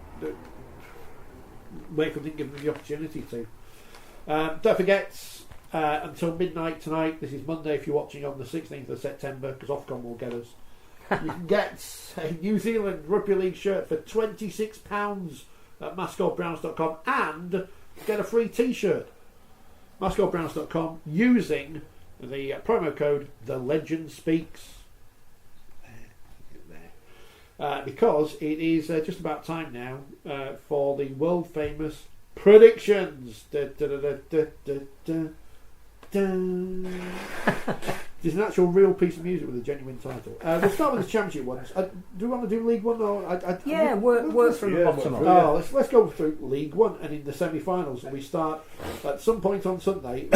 Oldham Ruffians versus Just Doncaster. Yeah, well, I'll tell you what, great victory for Doncaster, wasn't it, up at Newcastle? Nobody would have thought that whatsoever, but Oldham with a week off, and Scott Naylor saying he wants to put Oldham where he want to be before he leaves. He's had 7 great years from there, and he just hasn't got him all the line for that championship, so this will be a massive test for Doncaster, but he gets a tune out and there's Horny over at Hull from there, so big test for Oldham, but I just think Oldham will have a little bit too much quality, and I'll go Oldham by 10. I think you're right. I think at this stage of what has been a gruelling season, a week off is particularly valuable. Doncaster have been in one cup final, and it's elimination, all the way. I don't know that they can get up again. I think Oldham have been underestimated this year. We've talked about maybe Newcastle will go up, maybe Hunstall will have a good season, but Oldham have just hung in there. I'll go Oldham by 6. I don't know about either team, so I'm just going to go Oldham because they're at home and they finish above them in the table, 6 points above them. So I'm going to go for Oldham as well. And the winners of that will play the winner of the second semi-final, which is not on the Our League app. That is Newcastle Thunder, who come in off that defeat against Doncaster, against the Workington Town side, who went to Hunslet and won. Well, Foreman, when he took over Workington, one thing what he said, he wanted consistency in performances, like every coach wants to go through, and he's getting it. and I say for Workington to go to Hunslet and turn Hunslet over from there was a magnificent victory. Surprise loss for Newcastle, so he'll want the reaction more. Is it Finnegan, isn't it, in Newcastle now? Dennis Betts. And they'll want the reaction. And is this maybe a game too far for Workington? Well, speaking to one of the directors yesterday, no, it's not. They're looking forward to it, and they like being on the road. They like playing away from home, to be honest with you, from there. So this will be a big test for Newcastle. They've got big ambitions, haven't they? But I just feel as though that surprise loss to Doncaster, maybe just a bit of a kick up the backside what they required. Maybe a game too far for Workington, but I don't think there'll be much in it. But I'll just go the Thunder. I'll go the Thunder by 7. I'm with you. I think if Newcastle had any pretensions that these playoffs were going to be easy, they got that knocked out of them this week. I think that they'll be working overtime this week to make sure the same thing doesn't happen. They've earned the right to be at home. They need to make that count.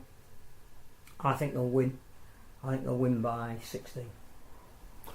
I'm just going to go with Newcastle as well. It's going to be an interesting one, though, that isn't it? Because Newcastle have obviously spent big. They're kind of like the League One version of Lee, although one might say slightly more sustainable. I don't know, but it would be good for the sport if they were in a higher division, which is not necessarily a reason to tip a team. I'm going to go for Newcastle anyway. But what a great job Chris Thorman's done, having left his role at Huddersfield last year.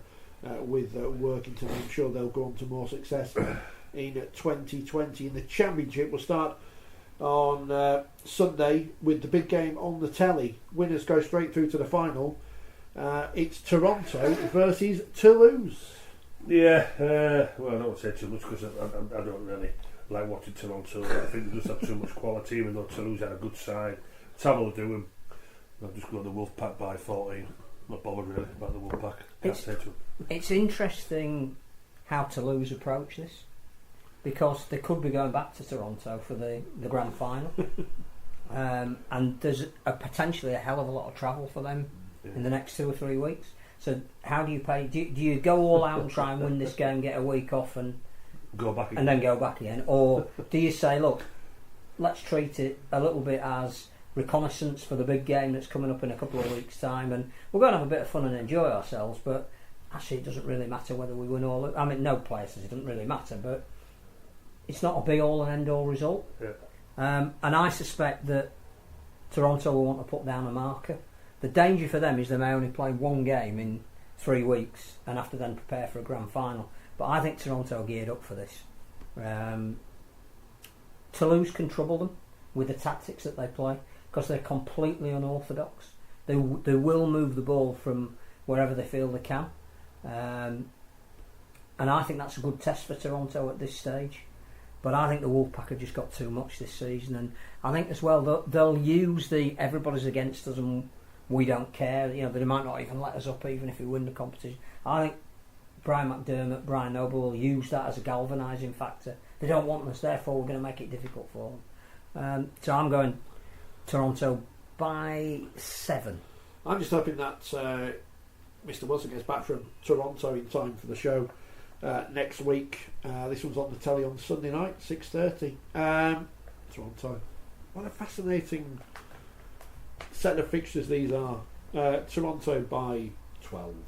Saturday afternoon, 3 o'clock.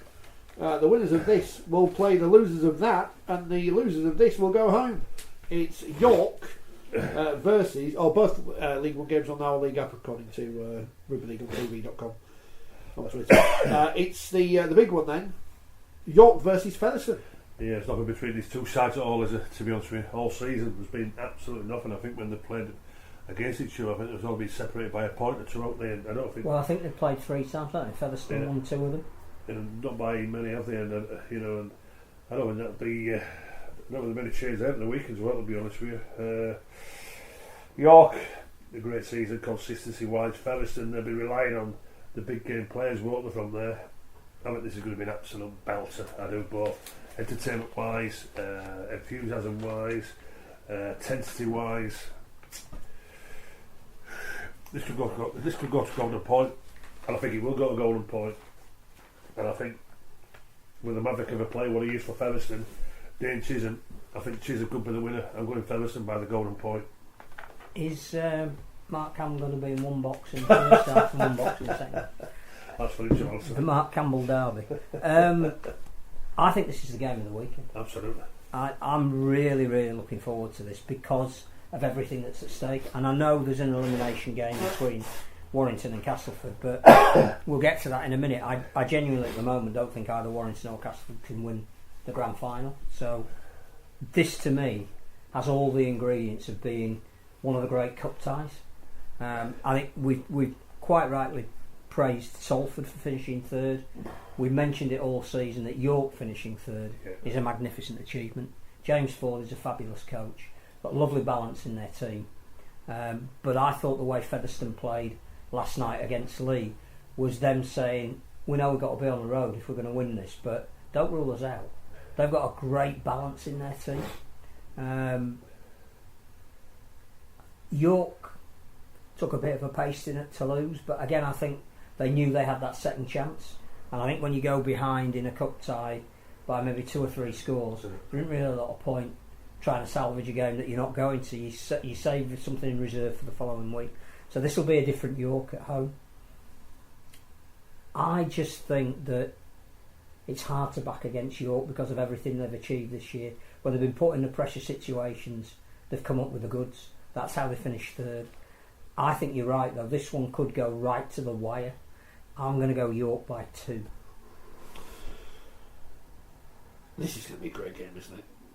2 teams that are entertaining to watch. Are Featherstone allowed to get more players on duration on Leeds this season? If it's the whole first team. Yeah. What's Trent Merrin doing in a Featherstone rubber shirt? What's going on here? Conrad Hurrell at centre.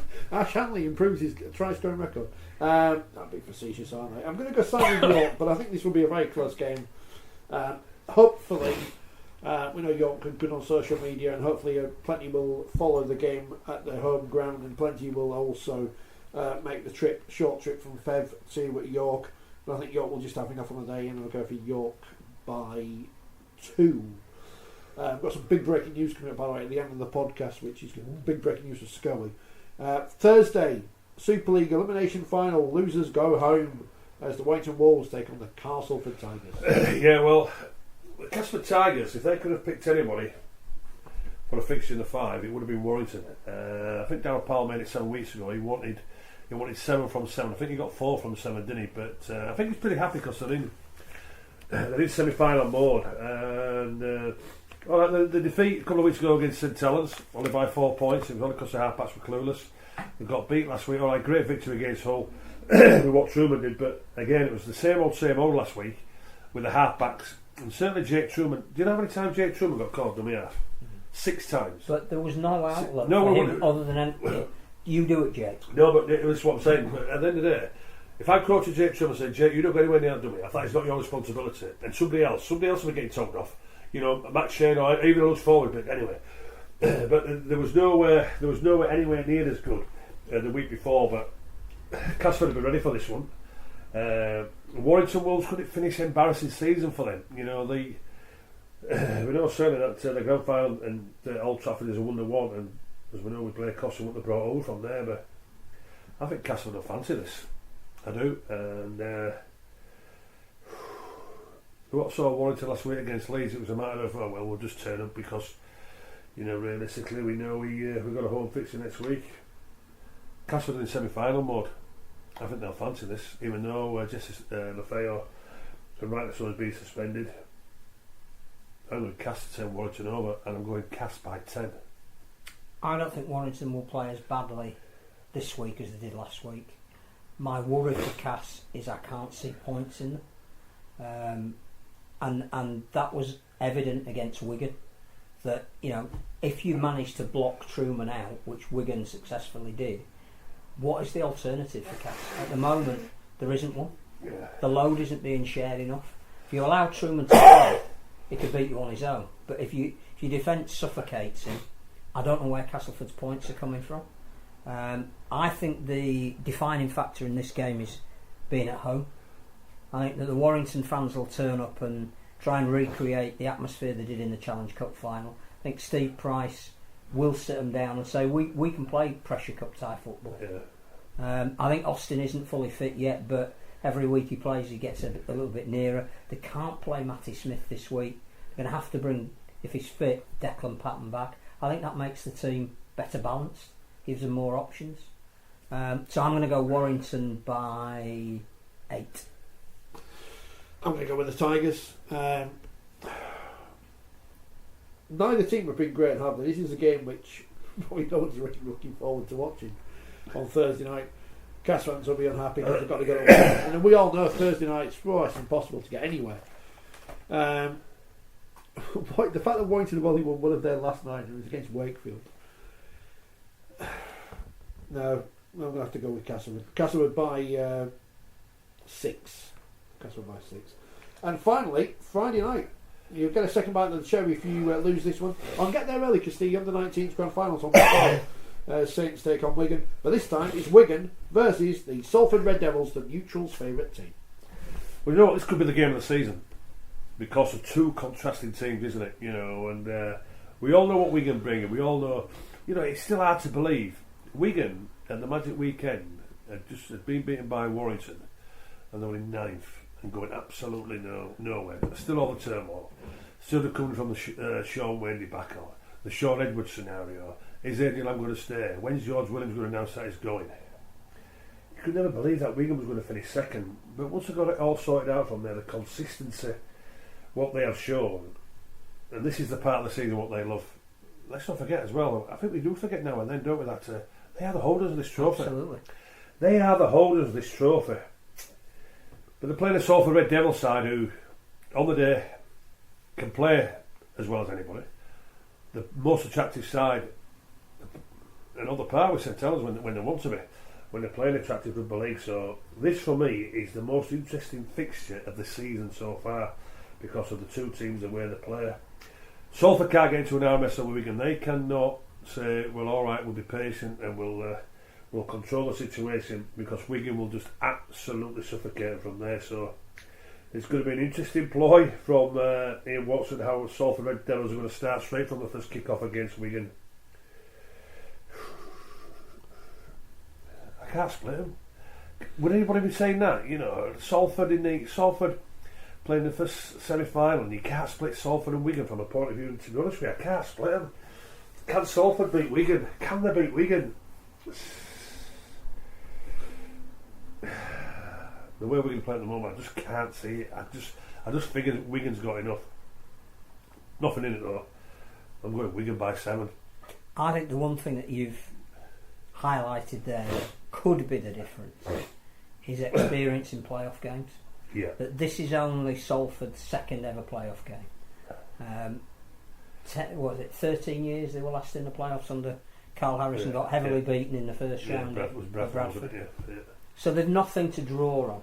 Whereas Wigan are the team that love this time of year, meaningful matches, strangling the life out of the opposition. And the one thing we do know is that the Wigan defence will be magnificent. Because the reason they're 2nd is built on their defence. It's not built on their ability to score a lot of points. Their points difference is 160. Salford's is 186, so that would tell you that perhaps Salford have got more about them. Yeah. I would go with you that Wigan are the favourites for this, but there's one thought in the back of my mind, and that is Salford's performance at St Helens earlier in the season, where they were 16 down inside about 10 minutes. 12 minutes. Yeah. And then they played the most magnificent rugby to be 30-16 ahead. Yeah. They couldn't hold on, which was tribute to St Helens, who we all know are that much ahead of everybody else. I just think if Salford play the way they played that night, they can trouble Wigan. And that the one thing they need to do, like you say, is not get involved in who's got the harder set of forwards, but get 12 points up early on, quieten the DW Stadium and see how Wigan react to that. Because I'm not sure Wigan have got too many players in their team that can score a lot of points. I think George Williams can, Oliver Gildart can, but when you're maybe 2 scores behind, it's a different dynamic. You start to force the ball a little bit. I've just got a very sneaky feeling that because they've got nothing to lose, they know they've got a second chance. Salford might win this, and they might win it by 2. Good call, it's a good call. We all want it to be exciting and close, don't we? I'm going to side with Wigan, but that's not to say I don't think Salford can win, because this is a genuine toss of the coin fixture. But Wigan's form towards the end of the season, and the fact that we're at home doesn't really change much for me. They were very good against Castleford last week. I know Salford are playing better than Castleford. Wigan by 4. I think they're all going to be very good games. Well, that's going to be a very good game. Going to Castleford probably won't be. Not some good news for Schoey, because the BBC, you've heard of them, they have announced they're going to switch off, this is on the BBC website, the BBC is to switch off the news and sport text services on the TV red button early next year. The decision spells the end of reading headlines, football scores, weather, travel news and more on TV sets 45 years after the launch of CFAX. From early 2020, a BBC spokesperson said, viewers will no longer be able to access text-based BBC News and BBC Sport content by pressing red. Oh, devastated. How are you going to find new information? Start a campaign. Have you any more tissues? Oh. It's a good job we're coming to an end of it. Yes. CFAX is ending. Oh Yeah. no. Oh no. It's not the end of CFAX. That's what we're going to do. Well, How are you going to be up to date? When I wake up early in the morning at 1:30, 2 o'clock, what we're going to be looking at. BBC News 24 apparently. It's the place to go to. We'll be back on Unlike CFAX, Hopefully, we will be back. hopefully I'll be better next week. Yeah. Blame the government, it's there. I think you've done really well to stay out 2 hours in the condition that you're in. I've a horrible feeling I've got to go to bed now because you're giving it to me. I'm going to get my dressing gown on. Good night, Facebook. Thank you everyone for listening. Pleasure.